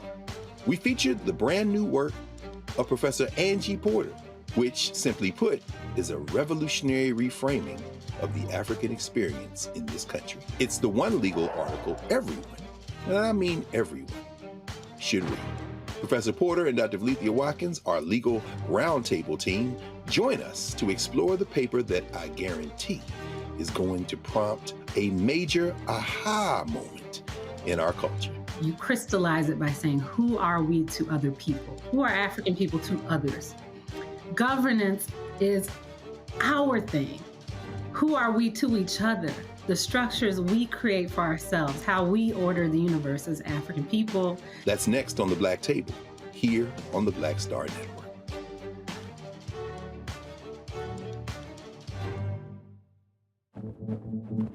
For decades, the tobacco industry has deliberately targeted Black communities and kids with marketing for menthol cigarettes. It's had a devastating impact on Black health. Tobacco use claims 45,000 Black lives every year. It's the #1 cause of preventable death. In the 1950s, less than 10% of Black smokers used menthol cigarettes. Today, it's 85%. Ban menthol cigarettes. Save lives. I'm Faraji Muhammad, live from LA.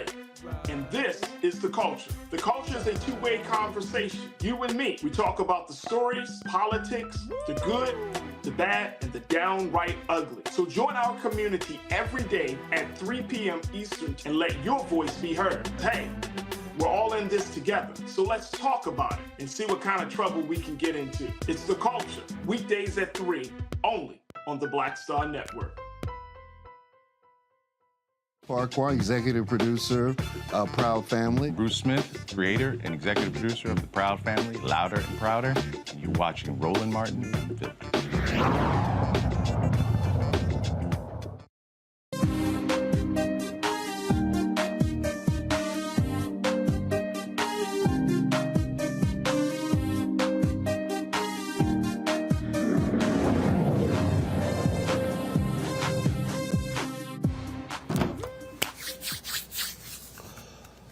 The U.S. Forest Service is joining with 4 HBCUs to create the 1890 Land Grant Institution Wild Land Fire Consortium. 20 students from HBCUs will participate in an apprenticeship program to include training in prescribed burn demonstrations and hands-on experiences tackling forest fires. Stephanie Love joins us from Normal, Alabama. She's the USDA's Forest Service's National Diversity Student Program Manager. So, Stephanie, explain this program.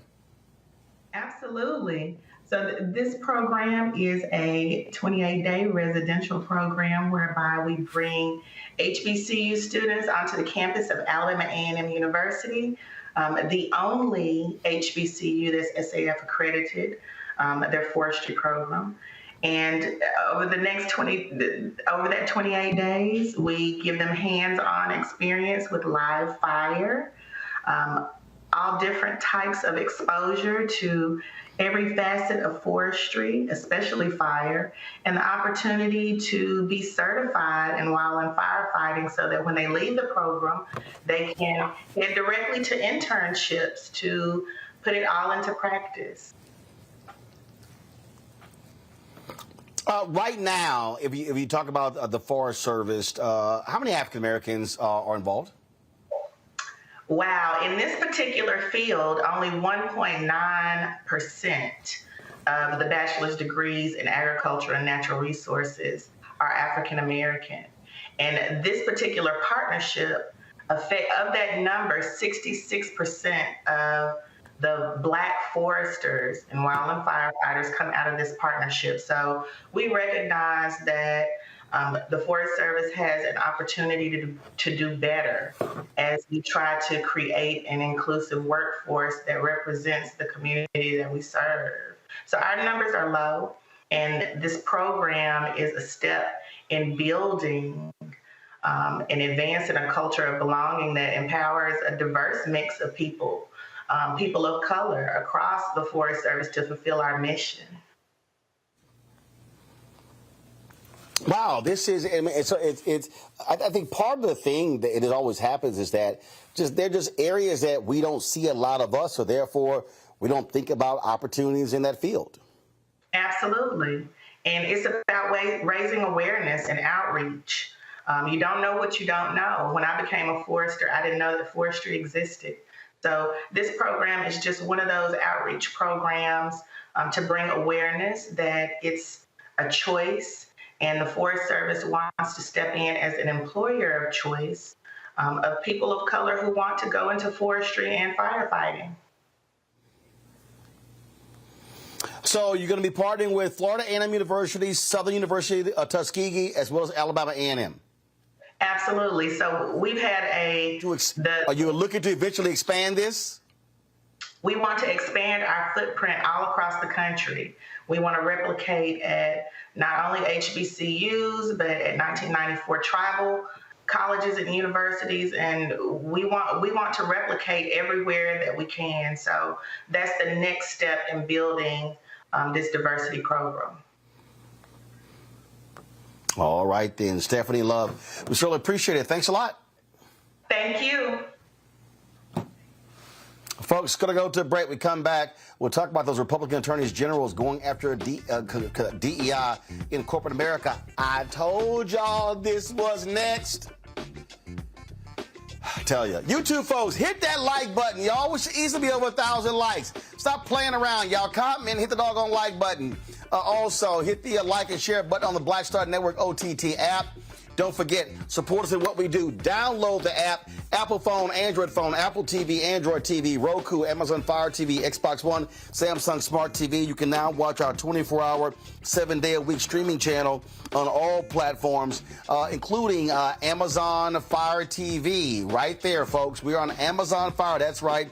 And as I said, we have launched on a new platform, Plex. That's right. We are. You can now see us on the Plex Fast channel as well. And so I told y'all, man, I told y'all we were making moves. Folks thought I was just joking when I said that, but we've been making these moves, focusing and building right here on the network. And so all you got to do, if you go to Plex, in order for us to see us there, what you do is you search search for Black Star Network. You can find us under Live TV, News/Option. Guys, thank you very much. I appreciate that. So again, you can watch a 24-hour, 7-day-a-week streaming channel on the Black Star Network now on Plex.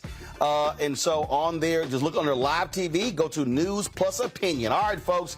And again, you can join our Bring the Funk fan club. Your dollars make it possible. Folks, all this stuff costs money. We're building. We're trying to get more people to watch what we do here. So give to us via check and money order. P.O. Box 57196, Washington, D.C. 20037-0196.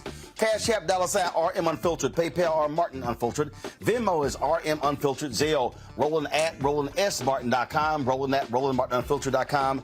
We'll be right back. When you talk about blackness and what happens in black culture, we're about covering these things that matter to us, speaking to our issues and concerns. This is a genuine people-powered movement. There's a lot of stuff that we're not getting. You get it, and you spread the word. We wish to plead our own cause. Too long have others spoken for us. We cannot tell our own story if we can't pay for it. This is about covering us. Invest in black-owned media. Your dollars matter. We don't have to keep asking them to cover our stuff. So please support us in what we do, folks.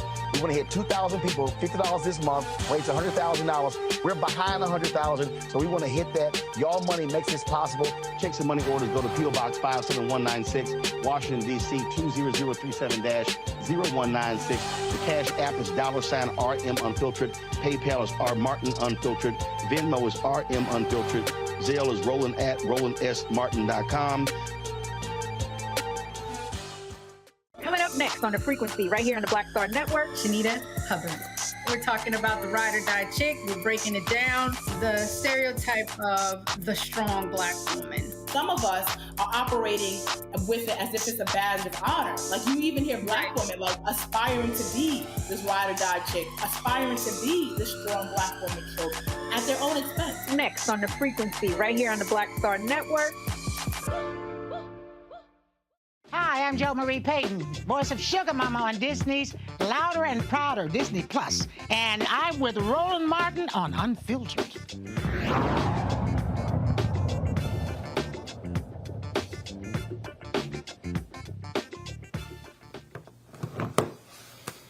I told y'all these white conservative Republicans were going to go after diversity in corporate America. I said it in my book, White Fear.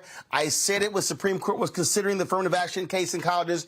And now Republican attorneys generals have sent letters to 100 companies saying because of that Supreme Court decision that their DEI programs in the companies might be illegal. They're claiming, oh, y'all sitting there, you can't have quotas and you're choosing folks based upon race. This is being led by that racist in Kansas, Chris Kobach, Attorney General. It was signed by the AGs in Tennessee, Alabama, Arkansas, Indiana, Nebraska, Iowa, South Carolina, Kentucky, Mississippi, Missouri, Montana. Yeah, it was signed by that fool, Daniel Cameron. Please, let's defeat that fool who's running for governor.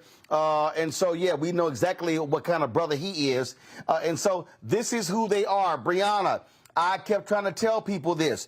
The only way, I said, they They don't want black folks going to college. They don't want black folks getting jobs. And so this is what they're doing. And so this is what I also keep saying. All these black people out here who sit on their asses during the election, who keep saying, man, this voting stuff don't make any sense. Here's a perfect example. They're trying to go after the companies. Right. It's wildfire. We just talked about fires. And they're slowly but surely trying to make sure that we don't get ahead. That's why it's very important for the programs like Evanston keep generating for us, whether it's through money or owning land. But really, it's hard. The Supreme Court keeps fighting us in every aspect, and how we come back from this is hard, but we know that an election's coming up, and we know that on the other side there is DeSantis, who's running, who has shown in Florida that he doesn't want any diversity, taking history out of the books, fighting Mickey Mouse because, he wanted to suppress differences. And so, we have to be cognizant of that as we vote, because it affects who our Supreme Court justices are, who our federal judges are, but most importantly, what we see happen in Congress and what he'll write or create, or whatnot, or veto, or make something in a brush of a pen. So we just need to be conscious of who we let in this next presidential election. See, this is the thing here, Michael. And again, we spend lots of time trying to unpack this thing and get people to understand. And so if you think voting doesn't impact you, so here they are now trying to tell Apple, Google, and all of these companies what they are doing inside of their companies. All right. They were trying to attack the Kellogg's company, trying to have a vote at a shareholder meeting as well.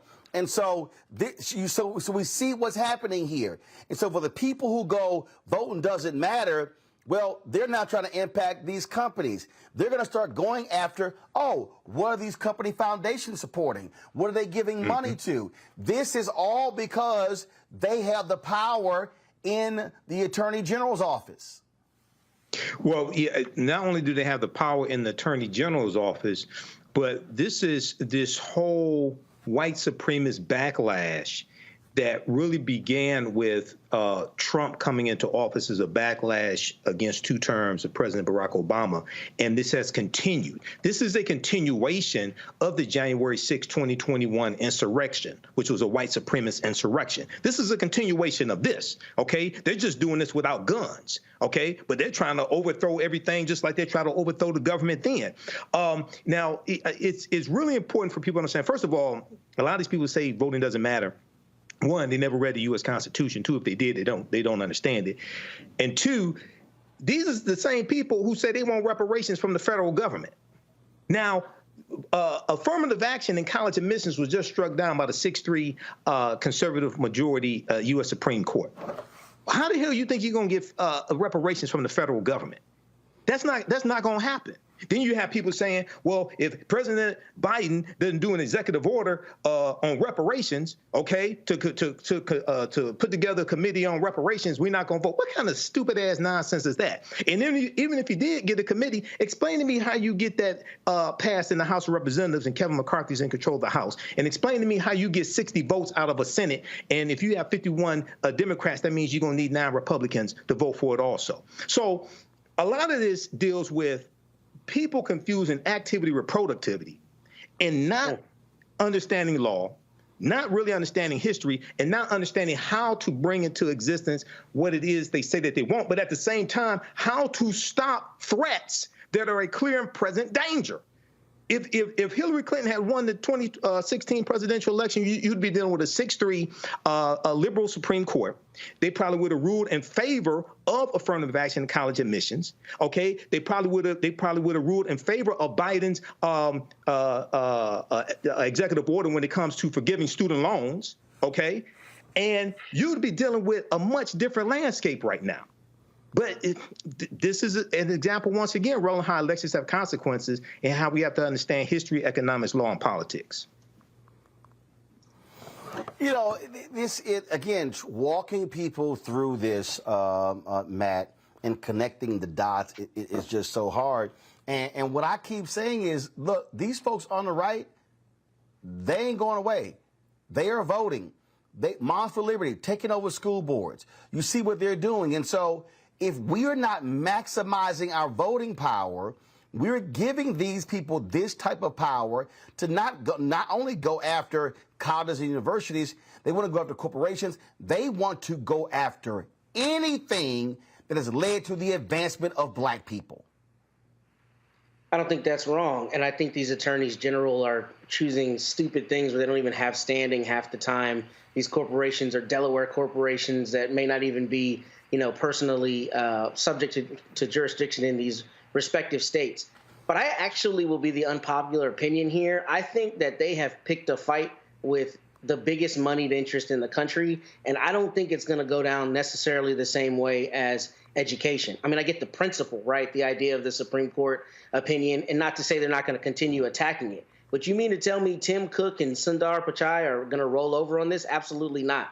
What we saw with DeSantis and Disney in Florida was relative to Disney's special legal status there. That doesn't mean these attorneys general aren't going to, continue trying to attack DEI and continue trying to attack a diverse workplace because, yes, there's a lot of white supremacy.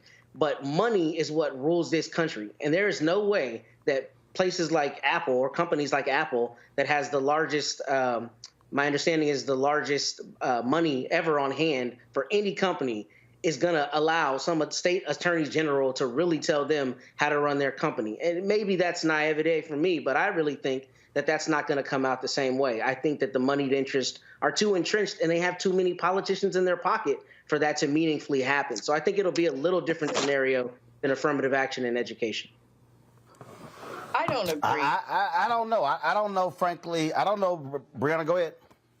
Yeah, I don't agree. I think that the purpose of racism is that it doesn't take that into account. It doesn't care about the economy. It's more about the power. And so when they create that and make sure that there's not DEI and we're not teaching about diversity and so forth, it sets up to keep the hierarchy and make sure that we're underneath. And racism is not about what educationally makes sense.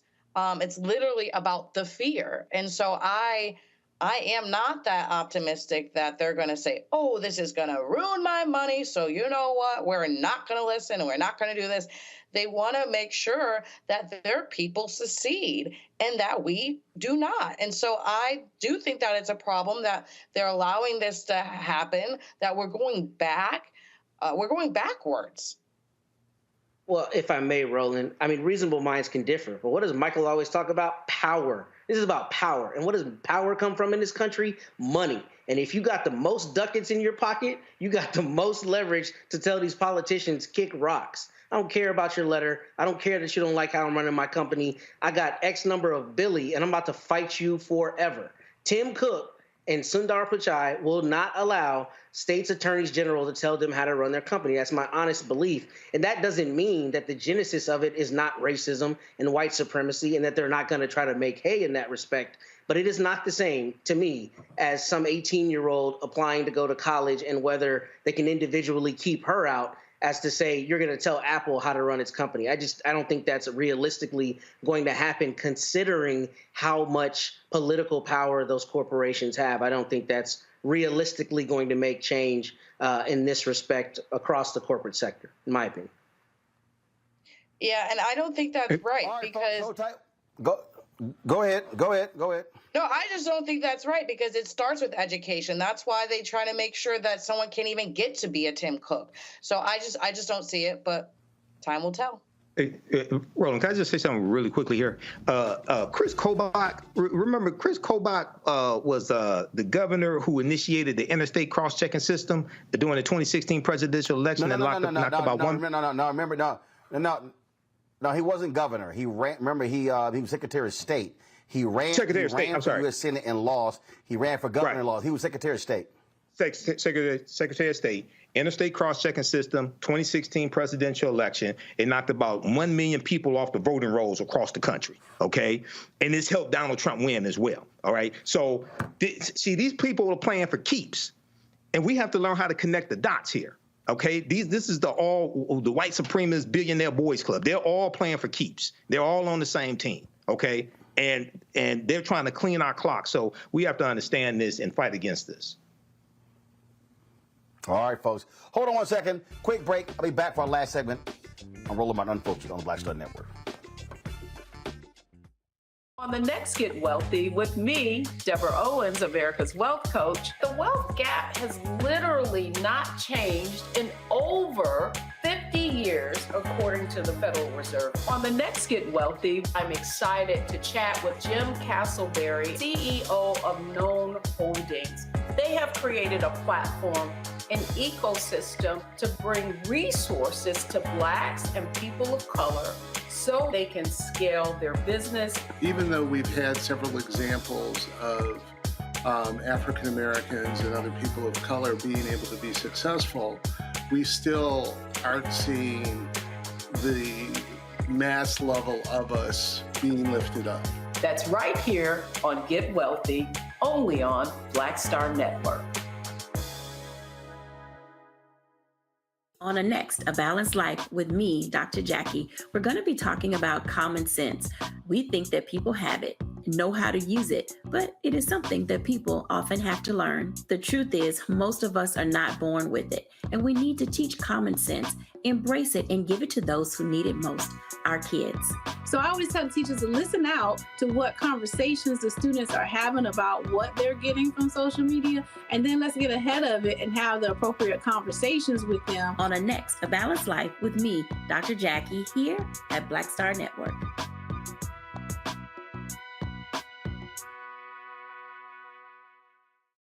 Hi, my name is Freddie Ricks. I'm from Houston, Texas. My name is Sharon Williams. I'm from Dallas, Texas. Right now, I'm rolling with Roland Martin, unfiltered, uncut, unplugged, and undamn believable. You hear me?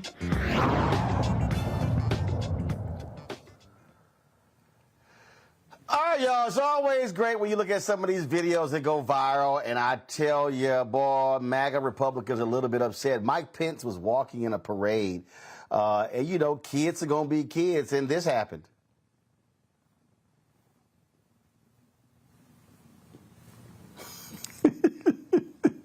He got smacked in the head with a water balloon.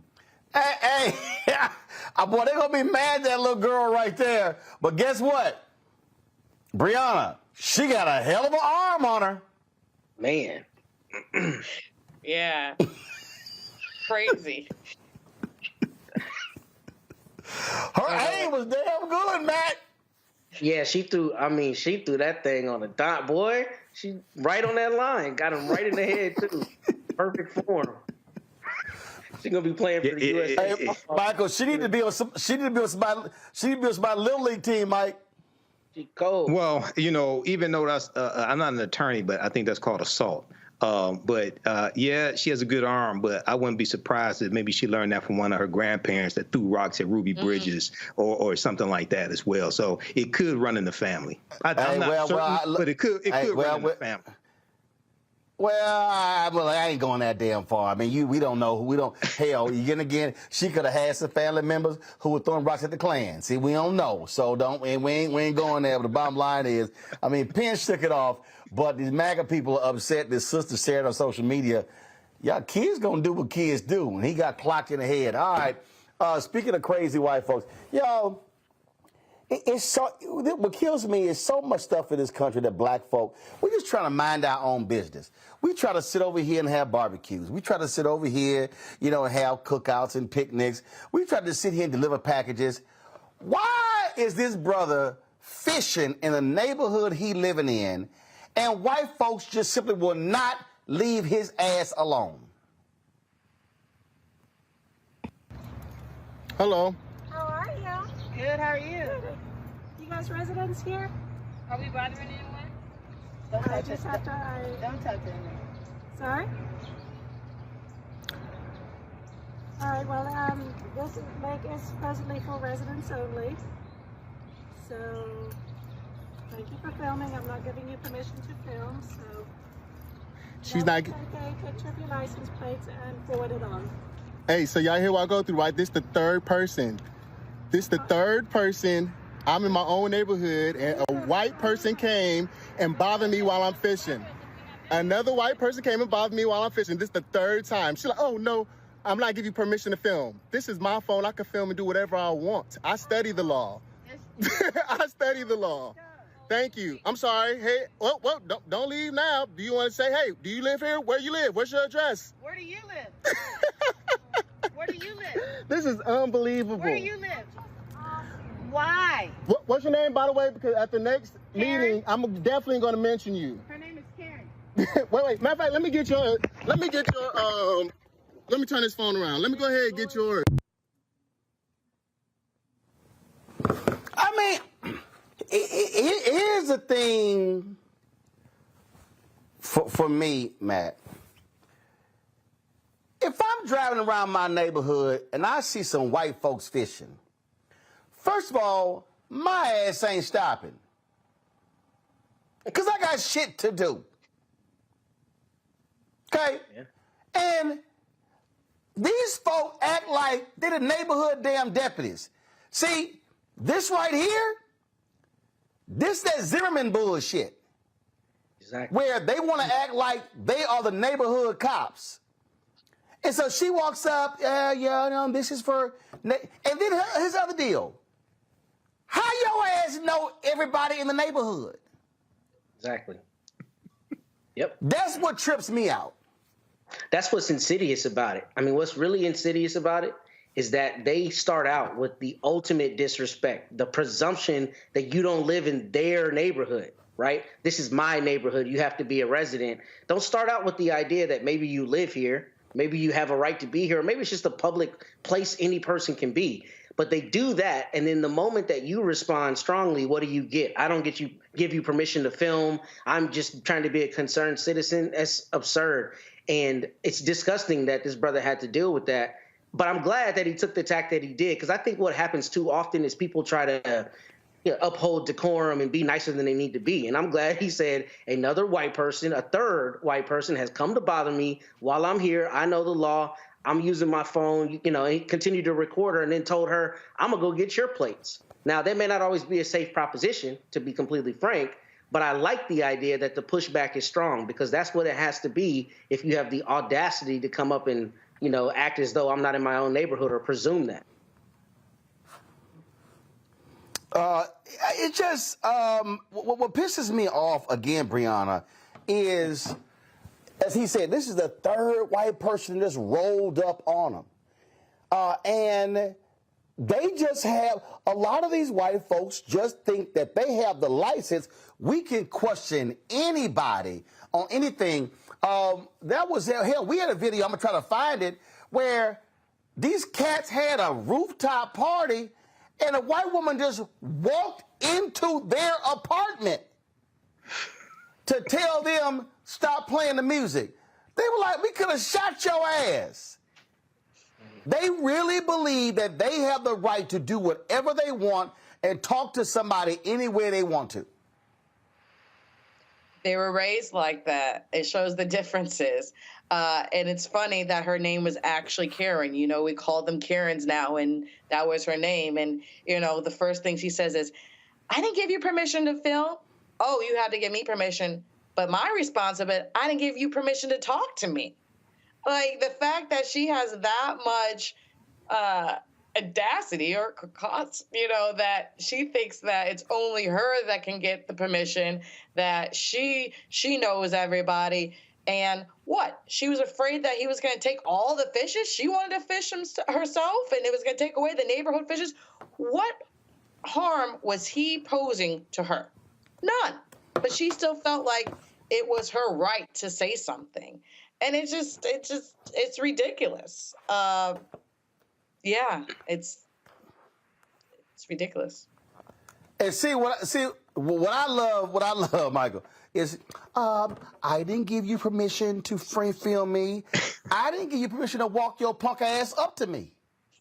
Right. She walked over to him. He's filming. It'd be different if he walked over to her and started filming her. She walked over to him, and she's saying, I didn't give you permission to film me. But, you know, Roland, the whole theme of this deals with white supremacy and what Trump has unleashed. Now, I don't know who this lady, I don't want to call her Karen, but I don't know who she voted. Well, I mean, if that is her name, Karen, okay. I don't know who she voted for. I wouldn't be surprised if she voted for Donald Trump. But the same white supremacy that made people think they could get away with trying to overthrow the government January 6, 2021, the same white supremacy here.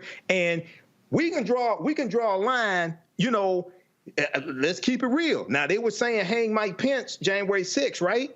What would make a child think it's all right to throw a water balloon and hit the former vice president of the United States in the back of the head? Because I guarantee you, if there had been a black child that done that, nobody would say, oh, well, children are just going to be children. Maybe a few black people would, but overwhelmingly, they wouldn't say, oh, children are just going to be children. No, they'd probably be trying to arrest that person, go after their parents, things like this. So, bottom line, go ahead.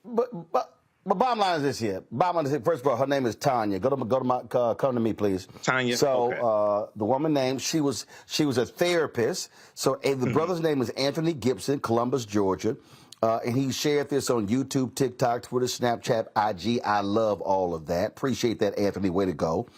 And so she was a freelance therapist with Sea Glass Therapy in Noonan, Georgia.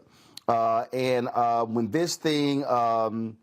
Now, it said that her father was a registered homeowner in the gated community. And it says, as per the community's rules, Gibson was permitted to fish in the lake without a license as the guest of a resident. Mm-hmm. That's it. And so, what's crazy is, it says Gibson, who lives in Columbus, Georgia, has been challenged multiple times by locals in the neighborhood, asking why he is there and saying the lake is for residents only. That is a lie. And so, again, Tanya, little Tanya here, she gonna say, I just have to ask. I just have to ask. And they said, don't talk to me. Don't talk to me. And so, again, Sea Glass Therapy posted this on it. Sea Glass Therapy is a place of acceptance, healing, and inclusion of all people, regardless of race, gender, sexual orientation, religion, or background. We stand against discrimination of all forms.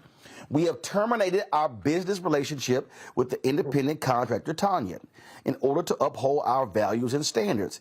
We strive to be a service to our community and do whatever we can to accommodate the needs of it, operating with integrity. See, so listen, black people in Georgia, I keep saying, every time one of these white people get fired, what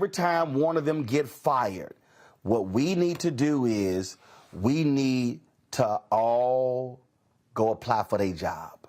What do you think about that, Brianna? Absolutely. I mean, there needs to be more of us in these places. And so the only thing that helps is if we keep fighting, applying, and keep having these conversations. Matt? I'm still laughing that you called her Little Tanya. It just took me out of here for some reason. I don't know why. But see also the last conversation we just had, money. Why did Sea Glass Therapy immediately get rid of this independent contractor? Because it was going to hurt their pockets, and he had 7.5 million views on TikTok, and it's indefensible. It comes back to money. Unfortunately, it's the reality. They probably don't care, right? The people that own, I don't know who owns that. Let me take that back. They may not care, but they recognize it's going to have an effect on their money, which is why they took that immediate action and why that often happens from corporations whose employees are in this very position. Michael? Yeah, this is a crazy situation here. And this reminds me of Trayvon Martin. Trayvon Martin was visiting his father in a community, and some jackass thought he didn't belong there and hunting him down. This really could have been ended up in a tragic situation if the wrong white person showed up. So, yeah, we need to record these incidences and call these people out, expose what's taking place. Indeed. Brianna, Michael, and Matt, we appreciate it. Thanks a lot. Hey, folks, we appreciate y'all joining us. We got to go, as we always do. Don't forget, join the Black Star Network app. Download our app, Black Star Network app, Apple phone, Apple TV, Android TV, Roku, Amazon Fire TV, Xbox One, Samsung Smart TV. Join our Bring the Funk fan club. Senior check-in money orders to P.O. Box 57196, Washington, D.C. 20037-0196. Cash App, $RM Unfiltered. PayPal, R Martin Unfiltered. Venmo is RM Unfiltered. Zelle, Roland at RolandSMartin.com. Roland at RolandMartinUnfiltered.com. Always watch us, our 24-hour streaming channel. You can just, that's right, folks, no need to click the show. You can just watch it straight through on Amazon News. So check it out, Amazon News. Go to Amazon Fire TV. Check us out. We also now, nope, that's not Amazon News. Let's go to the Amazon News screen. So again, if you want to watch our 24-hour streaming channel, check us out on Amazon News by going to Amazon Fire TV. So go there. And, of course, we're also on Plex. And don't forget to get a copy of my book, White Fear, How the Browning of America is Making White Folks Lose Their Minds, available at bookstores nationwide. That's it. Sunday, folks, I'm going to be in Chicago, where Reverend Jesse Jackson is announcing his replacement, plus Vice President Kamala Harris will be speaking. As we always do on Friday, we roll the names of the people who contribute to our show. Thanks a bunch. I'll see you on Monday. Holla!